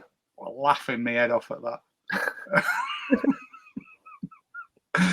Are we still going to have a show next week? We've got people are still watching. People are watching. Just wants to crack on. Right, so they go in, and Beckett says to him, "He says I've messed up. all my crew are dead, but I've got over it really quick. And he says something about, even he says, I'm sorry about her. And he goes, who? Now, interestingly enough, what I do think is quite cool is the way that Han Solo bases so much of what he's going to say in the future and the bullshit he's going to spout on people in conversations with people like Jabba the Hutt and Darth Vader and everybody, that he learns it from this guy. Essentially learns how to bullshit from Woody Harrelson's character. Yeah. But there's just something missing about it. That's how they set up his character right from the very first time you met Beckett, with the way that he spins his gun, killing all the creatures, all the things around him.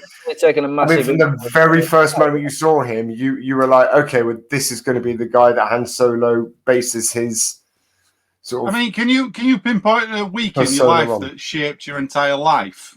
I don't think I can. The day I met you, Lummy.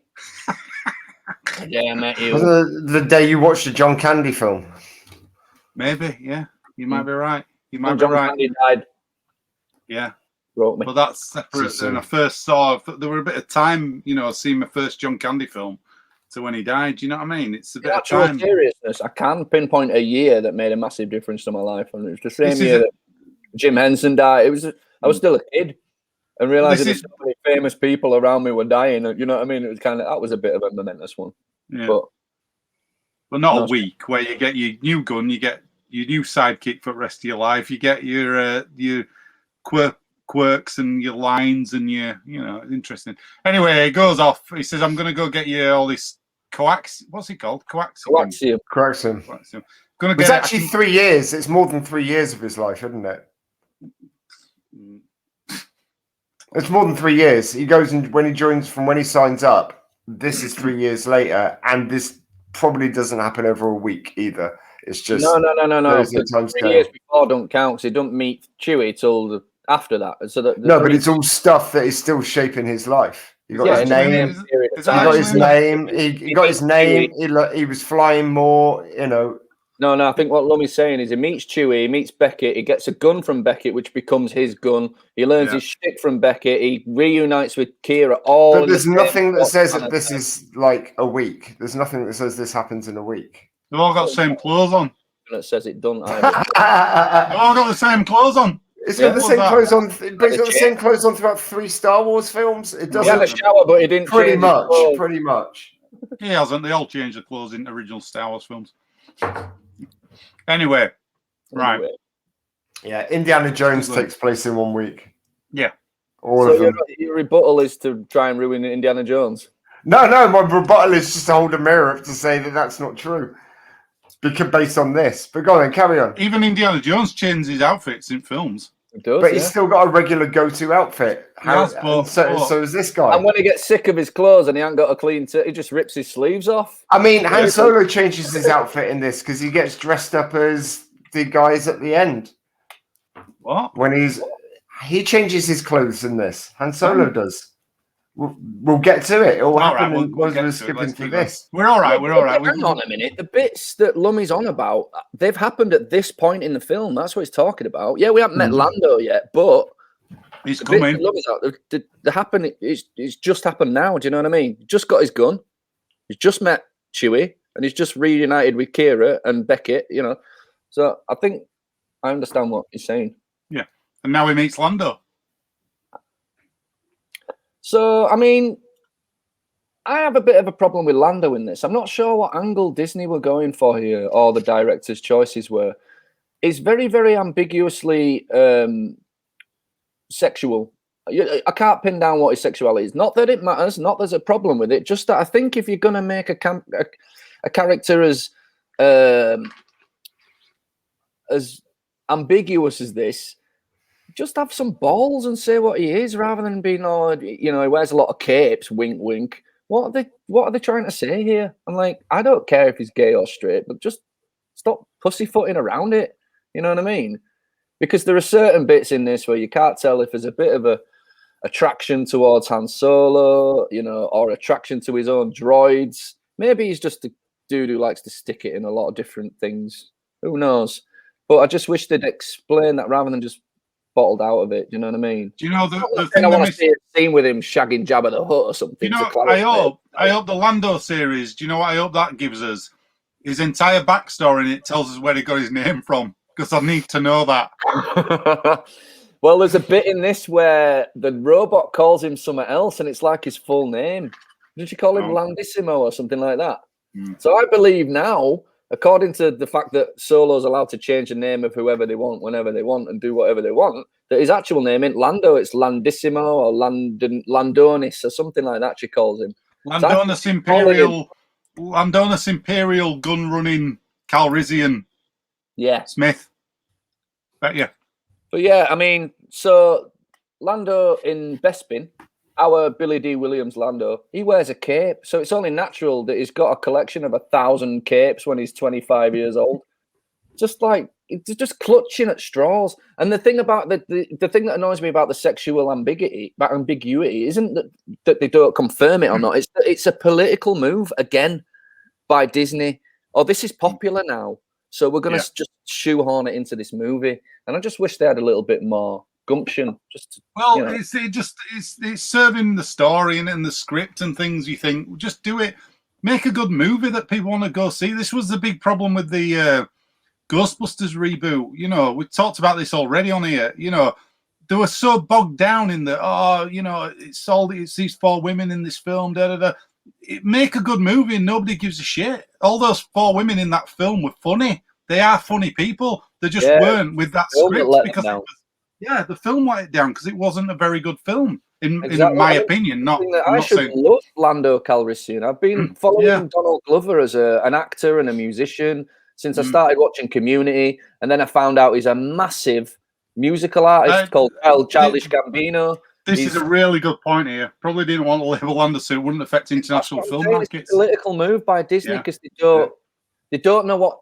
They're just constantly trying to figure out what fans want. You know, do they want this this ambiguous character? You know, should we make allusions that this guy's pansexual or whatever?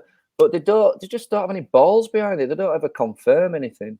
I mean, you get this scene, don't you, with the droids fighting in the thing, and you know, and he goes, "Where's my droid?" And this is where you meet L7, is it? Yeah, L7. L3. No, L7's a band. L3. L3. And L3 is the worst thing in this film. It's awful. Ron Howard's brother there making another cameo. Yeah. Clint Howard, yeah. Good. He's been in pretty much all his movies, hasn't he? He was the kid in Gentle Ben, man. Yeah. How weird is that? Anyway, L3 pops up. Excuse me. I saw her as, again, a political move. We need a revolutionary droid. We had K2SO that had a sarcasm chip implanted in him, and you know what I mean? And that was amusing to some people. So we need more of that. Did you like K2SO, though, or not? I actually did. I did as well. And then when I watched this again, I was cringing all the way through this. Hated it. Yeah, really hated this character. It just wasn't. It was just awful. It kept pulling me out of the film. I don't think that she's at fault here. I think the voice was kind of cool, but almost everything that came out of the lines were just awful. It was awful. It kept pulling me out of the film completely, and it was like it was a device to purposely pull you out. Like this weird Brechtian device to pull you out of the fucking narrative. It's terrible. The worst thing is it gets worse. Yeah, no, it does. Yeah. Really, really bad. It's K2SO. Yeah, K2SO. It was pretty funny. But that's, I think, what they were going for. And I swear to God, there's probably tons of people that love this character because of what she achieves in it. But I mean, the one thing that's consistent, because I mean, you know, the Falcon, I like the idea that it looked different in this.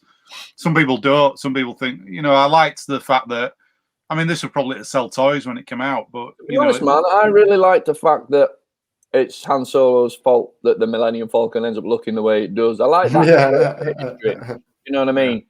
But so to see it looking brand spanking new, all shiny and brand spanking new, I thought it looked all right. And it's sort of, if Lando's the kind of prick you're meant to believe he is in this up his own ass fucking dude, then it kind of makes sense he would have such a shiny ship. You know what I mean? Yeah.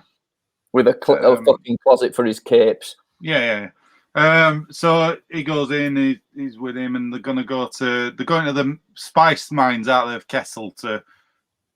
So we've heard about that in the films before. Yeah, we have. Now, can somebody tell me what spice is? I thought it was some sort of contraband drug or something, like the drugs of Star Wars or something. But it turns out, is it coaxium?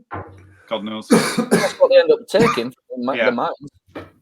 They go there to get more of this fuel that they've promised Dryden Voss. But to get it in the raw, unfiltered so they can process it on a different planet. I mean, I just don't care anymore. Again, don't have any issues with any of that. I have a huge problem with L3 throughout all of this. Just really, really, really, really bad. Got the chess game again. Look, do you remember this when this were in the movies? Yeah, Let's throw that in there. Also, they play Sabak earlier, which is the Star Wars card game you hear about in the lore, but they actually play it in this game, and that's how Han Solo and Lando meet. Cape Room. And if you remember your Star Wars history, you find out during the New Hope trilogy that Lando lost the Millennium Falcon to Han Solo in a card game. So when he shows up to play him, you're thinking that's when it's going to be. But you know what I mean? They fake you out. It's not. Lando wins the first game. Oh, he agrees to fly him round, doesn't he? You've got this bit where she speaks to her about the relationship with Lando and all that, and it's really bad. It's really, really bad. The sort of girly moment between them both. And again, I really like Phoebe Waller-Bridge. She's brilliant. She's really good. I love Fleabag, but this scene is some nice shots at Falcon flying at least there. Look, they never confirm or deny that Lando doesn't reciprocate L3's feelings, so they lead you to believe at the time that it's in her head, but actually, is it? Apart from the fact that he does say he would have had her personality and memory wiped were it not for the fact that she had the best navigational system in the galaxy or whatever it was. But also the fact that after the spice mine thing, if you skip forward a bit, they go to the spice mine, they get the raw coaxium. Chewbacca's fucking weird ass looking Wookiees that don't look like Wookiees at all. And this place is full of characters you've never seen before that look like the design by people who've never seen Star Wars. See, I thought the Wookiees were just quite thin and like they'd been bald-faced. No, like they've been starved and beaten and all that sort of stuff and badly treated. So I just thought they were like kind of skinny There's that bit where she liberates the droids as well, isn't she? Yeah. Coming on to that is kind of, I think, what Gittins was going to say is your least favourite bit. No. Revolution. The whole of the L3 thing, just everything that L3 does in this is shit. It's just really bad. Right, this bit here where Chewie goes off to save the Wookiees, right? Yeah. This is so weird because there's a big Han Solo says, I'll see you later. If I see you again, I might not see you. You know what I mean? And things like that, lines in films, you think, why does he even say that? Because it sets up nothing. There's no reason for that bit in the film at all because it doesn't do anything because 5 minutes later they're back together. I knew it. Well, I guess it's because they want Chewie to go and rescue the Wookiees. So at that point, what would he say? I'm going to go and rescue these guys, but I'll come back in a bit. I don't know. Do you know what I mean? If he's going to come back in a bit? What about a better thing like this to show that Han Solo is getting a friendship with Chewie? Why didn't they both go do it and then get back on with the mission? You know what I mean? Maybe. Yeah. That's my problem with this film. It doesn't show them two together enough, like being. They're just getting to know each other. Yeah, but everybody gets these solid relationships out of nowhere. That's what happens. Anne and Chewie at the end of the film, they're in the Falcon flying along, going, "Hey, pal, here we go." But you earn it in the film, and you haven't. You're right. They don't know each other yet, but. For me, that makes more sense that the Wookiee runs off to save the other Wookiees, that Chewbacca runs off because they don't know each other yet. But you're right; it is an odd leap from that, which is right. See you later, pal. I'm off to do this. You go do that. To being best fucking chums. Yeah, it is a weird leap. Why didn't they have him thrown in that prison planet and then cut to 2 years later? So they've had time to. Why didn't they have a scene with Han Solo being involved, like you saying, freeing the Wookiees and earning the respect of Chewbacca? I can never leave this guy. This guy gets it. He speaks Wookiee. He saves Wookiees whenever he can. This guy's cool. It's odd, isn't it, that in Revenge of the Sith, they were going to have young Han Solo living with the Wookiees. It's interesting that to me.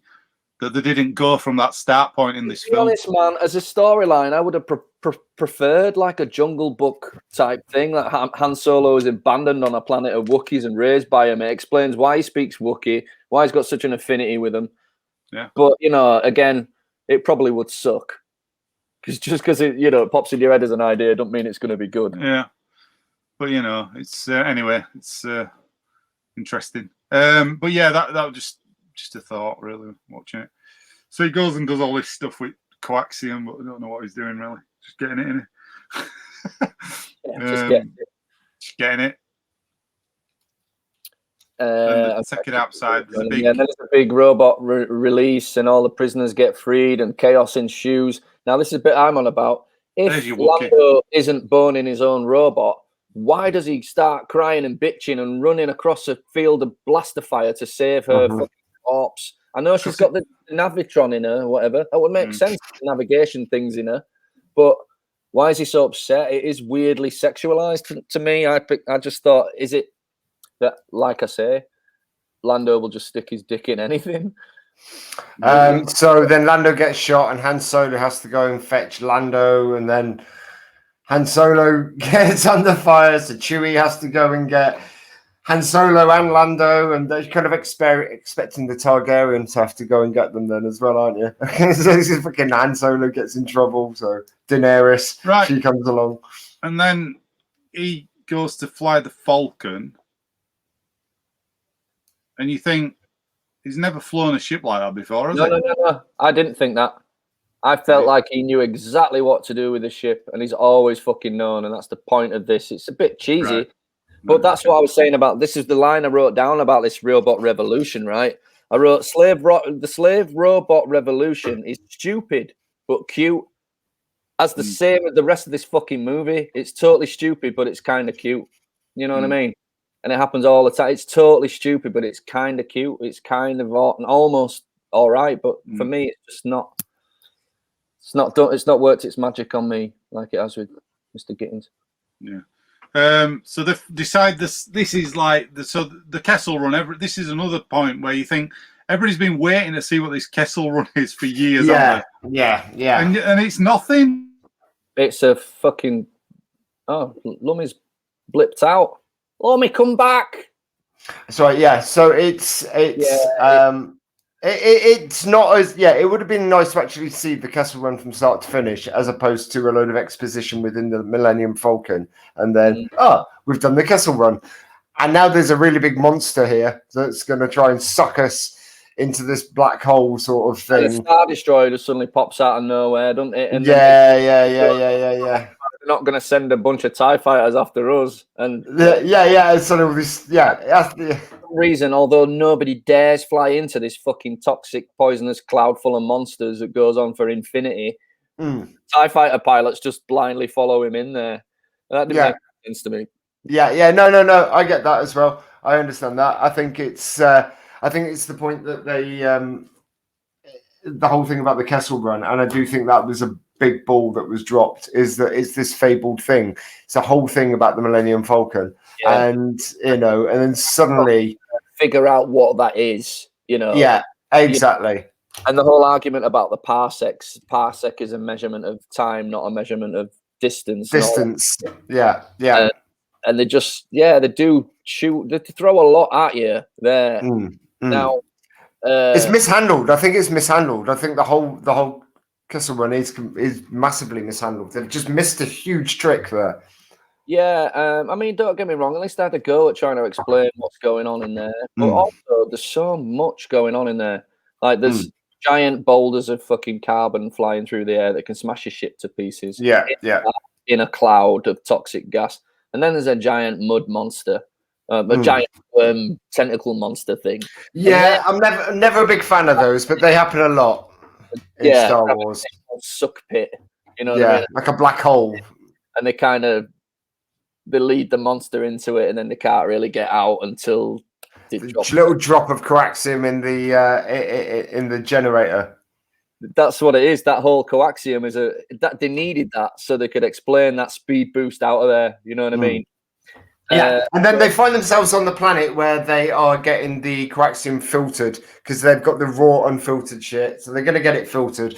And while they're getting it done, suddenly the marauders from earlier on, when they were hijacking the train on the first heist, the failed heist, they turn up. Now this is the bit I think that you thought I was going to say, but it wasn't about L3. It was about this bit. So Beckett had his wife killed, or his girlfriend killed, during this attack from the marauders while they were trying to heist the coaxium from the train. And then suddenly the marauders turn up and they just have a casual chat with Beckett, and like there's no mention of all that shit that went down. I think he seems quite unforgiving in that moment there. Well, I don't think, I mean, yeah, the attack by the marauders on that train full of coaxium didn't help her survive, but I think there were other factors. The robots that got released that were shooting at her. Yeah. Coming apart from what I remember, that wasn't all the Marauders' fault. It was like a series of events that happened that happened to lead to her death. But if you were Beckett, you would blame someone, and if they suddenly were there, you'd be like, "You're the fuckers who got my wife killed." What? Oh, hang on, we've got a message from Lummy, so let me just see what he says. Had to reboot. He's had to reboot. That's right. Yeah, hopes for this computer as well, Gittins. Well, so anyway, it's fine because we can carry on. So they meet the Marauders. The Marauders. What I like about this is like the start of the rebellion. Yeah, that's exactly it. I really love all this. I really love this. It's the first time that people are kind of fighting back against the Empire, against Golden Dawn. What is bleeping so much? I've got some. I think it might be him. That's right. Yeah. I think once you get into the sort of nitty gritty of the fact that Beckett's been saying to Han throughout the entire movie, don't trust anyone, don't trust anyone, don't trust anyone. He's on about himself pretty much, and his missus and whoever else. And the fact that you think that the bad guys are bad, but really they're the rebellion. And they all take off and they're not scary. They're just a bunch of paupers. Yeah. It's not too bad. So they hatch a plan to take on Golden Dawn. And they are called Golden Dawn, aren't they? Crimson Dawn, that's it. Yeah, sorry, Golden Dawn are the bad guys in Spooks. And in fact, Golden Dawn are the bad guys in Greece at the moment as well. They are. Yeah, sorry, we're just working out whether it's Golden Dawn or Crimson Dawn, but it's Crimson Dawn. So basically, we got to the point, Lummy, where they've hatched a plan to be able to basically just do away with Crimson Dawn. The Marauders, which we've talked about being the start of the rebellion, they've turned up, which is a nice touch in it. And Beckett's like, yeah, I'm done with this. I'm not having anything to do with this. And he just walks off. And then the bad guys turn up, and the main bad guy is just like, yeah, I know exactly what's going on here. This is what you guys are going to do. So my associate told me, and it's at this point we think his girlfriend is going to be the person who stitched him up. But no, it's Beckett. It's Woody Harrelson. And he comes in. Told you not to trust anyone, kid. Yeah, exactly. But actually he holds them all at gunpoint, and he takes Chewie hostage, and he takes all the coaxium with him. And let's go back a little bit. Everybody else noticed the stuff in the background in Dryden Voss's collection of shit. So among the things he's got there, he's got a suit of armor that looks remarkably like Boba Fett's armor. Right. And he's also got the Raiders idol, hasn't he? Did you notice that? He's got the Raiders of Lost Ark, the golden idol. Right there. Okay. Nice.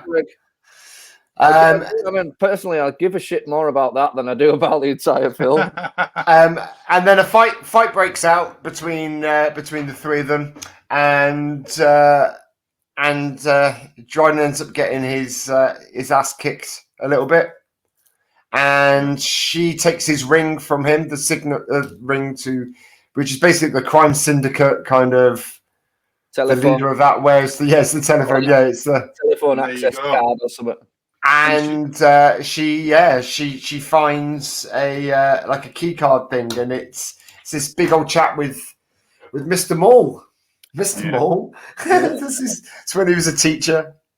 Yeah, Darth Maul. Yeah, oh my God, he didn't. And die. older Darth Maul. So this is quite an important. I mean, depends how you view things, but canon-wise, the reason this movie kind of is a bit jarring is because they are trying to bring a lot of stuff from canon in. We talked about a couple of weeks ago about Darth Maul's backstory and the fact that he doesn't die in Phantom Menace. According to the comics and according to the cartoons, he forms the Crimson Dawn, and that is who Kira and Beckett are working for, and Dryden Voss. So, yeah. I'm looking at a comment here from Terry ages ago, exposition hell, and this sums it up. Do you know what I mean? that was shown. That came up ages ago. Yeah, I know, but it just keeps flashing back up to me as we talk through this film that, yeah, it is. The whole thing is like shoehorning things they want you to know from the universe into this. And then we cut and we see Han Solo's gone after Beckett and Chewbacca. And it's quite cool. Now, I really love this scene. Because this is the bit where you've got Beckett is saying, right, okay, thing is, it's going to be the last lesson I teach you. And as he says it, Han Solo shoots him. And it is that thing like the comment we had first. It's the Han Solo shoots first. Yeah. And then he looks up and he sees the spaceship taking off and she's gone off in the Crimson Dawn. I mean, it's kind of clever, I guess, how they reiterate the fact that Han Solo gets the point of what Woody Harrelson's character is trying to say to him in the mid-sentence, and you know, he's learned that already. And and he even says, doesn't he, he's bleeding out, like, oh, I'm proud of you for like doing that. Yeah. And then he sees his non-girlfriend, taken off in the ship, and she's going off to go to the planet to go and meet Darth Maul. And then we see Chewie and Han. They go back to where Lando is, and they have a game of, what was the card game again? Sabacc. I mean, have a game. The whole Darth Maul thing, if this had been a TV series, they could have expanded on that and gone into it. But because it's a movie, you think, why set up Darth Maul in a movie that's not going to get a sequel? It's very odd. It's odd. Just very because I wanted something from the canon in there. It just, And as for the Sabacc thing, we should have mentioned earlier on that the first time Lando beats... cheated. But this time round, when they go to shake hands before they play cards, Han notices he's got the card slider. And he takes the card out of it. So when he reaches for his ace card to trump, to win, he can't win. And Han Solo flies off in his fucking ship. And then he says, before Beckett died, he told me about a criminal who has got a load of work, which is obviously going to be Jabba the Hutt. Yeah, instead of just going, Chewie, we won the Falcon Ace, we're going to be buddies now. He goes, by the way, I'm going to set up some more stuff just before the film finishes, because there's not enough. I'm going to set this up as well. I'm going to give maybe I'm talking about, it might as well go like that. Do I mean Jabba the Hutt? Again, did not offend me in any way. Did not offend me anywhere near as much as it clearly offended you two. There you go. The funniest thing of all, they keep going on about these set of dice that is nothing like the ones in the original film. Can I just say as well, Big T'More has commented here just saying fan service. Now, I agree with what you mean, but is it?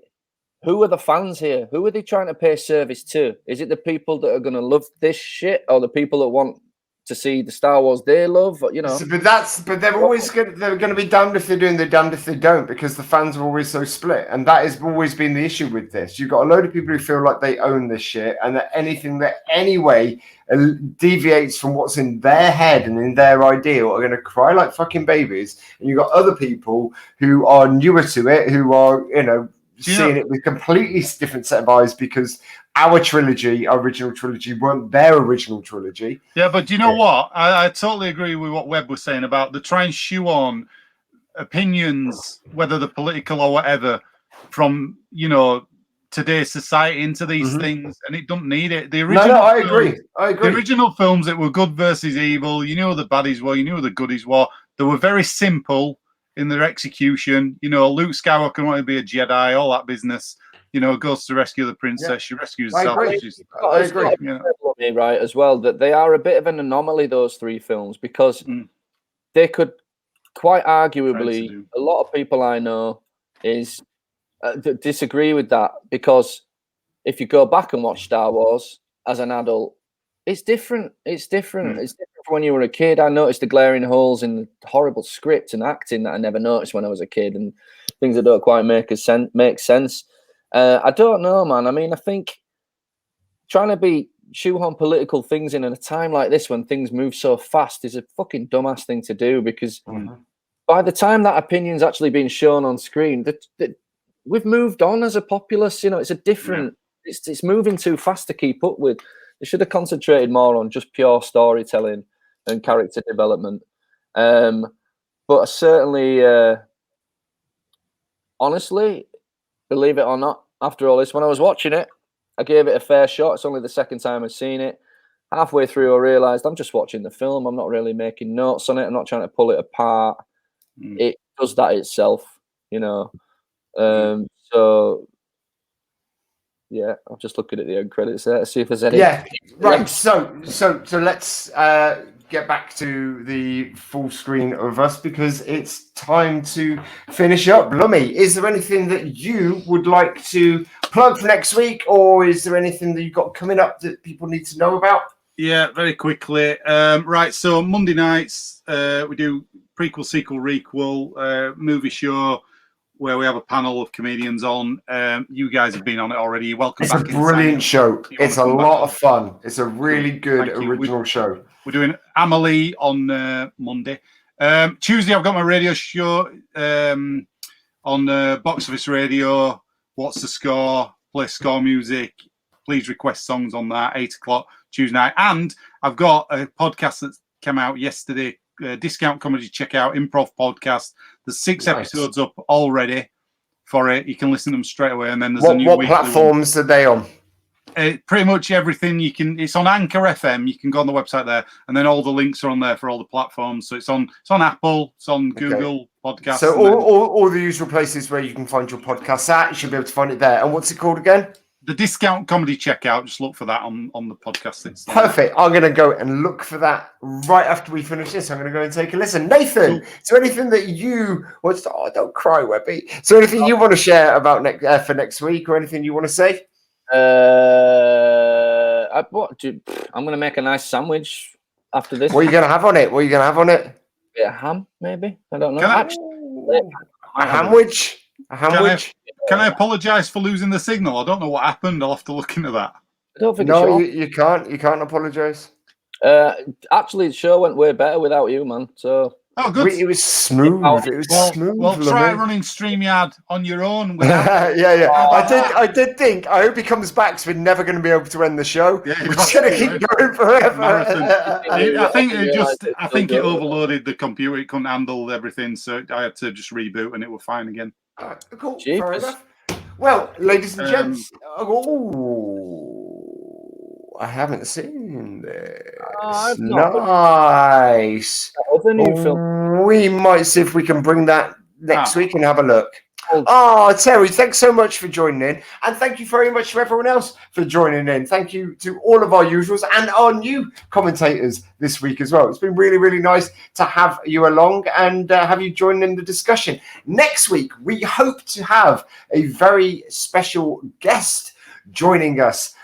Peter Rabbit is going to be coming along, and a proper. it was nice having Harrison Ford, but I mean a proper special guest next week. So we watch his space. Thanks a lot, guys. Thanks for having me. It was nice having you. I'm sorry for offending you earlier on, Harrison. I do apologise. Oh, fuck off. Well, there we go. So we've got a much kinder special guest hopefully joining us next week, but we will reveal more later on in the week. But for now, bless you. Thank you very much for joining us, man. See you soon. Thanks, guys. Comments tonight. Yeah, really, really good. It's been really, really helpful. So thank you very, very, very much, because we are trying to build a community here. You can find us on all our usual socials. We're on Facebook, It's All Geek to Me. We are over on that there Twitter at It's All Geek Twit. We also have our own YouTube page, which are falling behind with some of the uploads, but they will be going up. We'll put all of the full-length episodes up there and some smaller bite-sized edits. Also, but for now, for me, Rich, for Lummy, and for Webby, that's us. It's been all geek to me. See you later, folks. Thanks. Goodbye. Bye.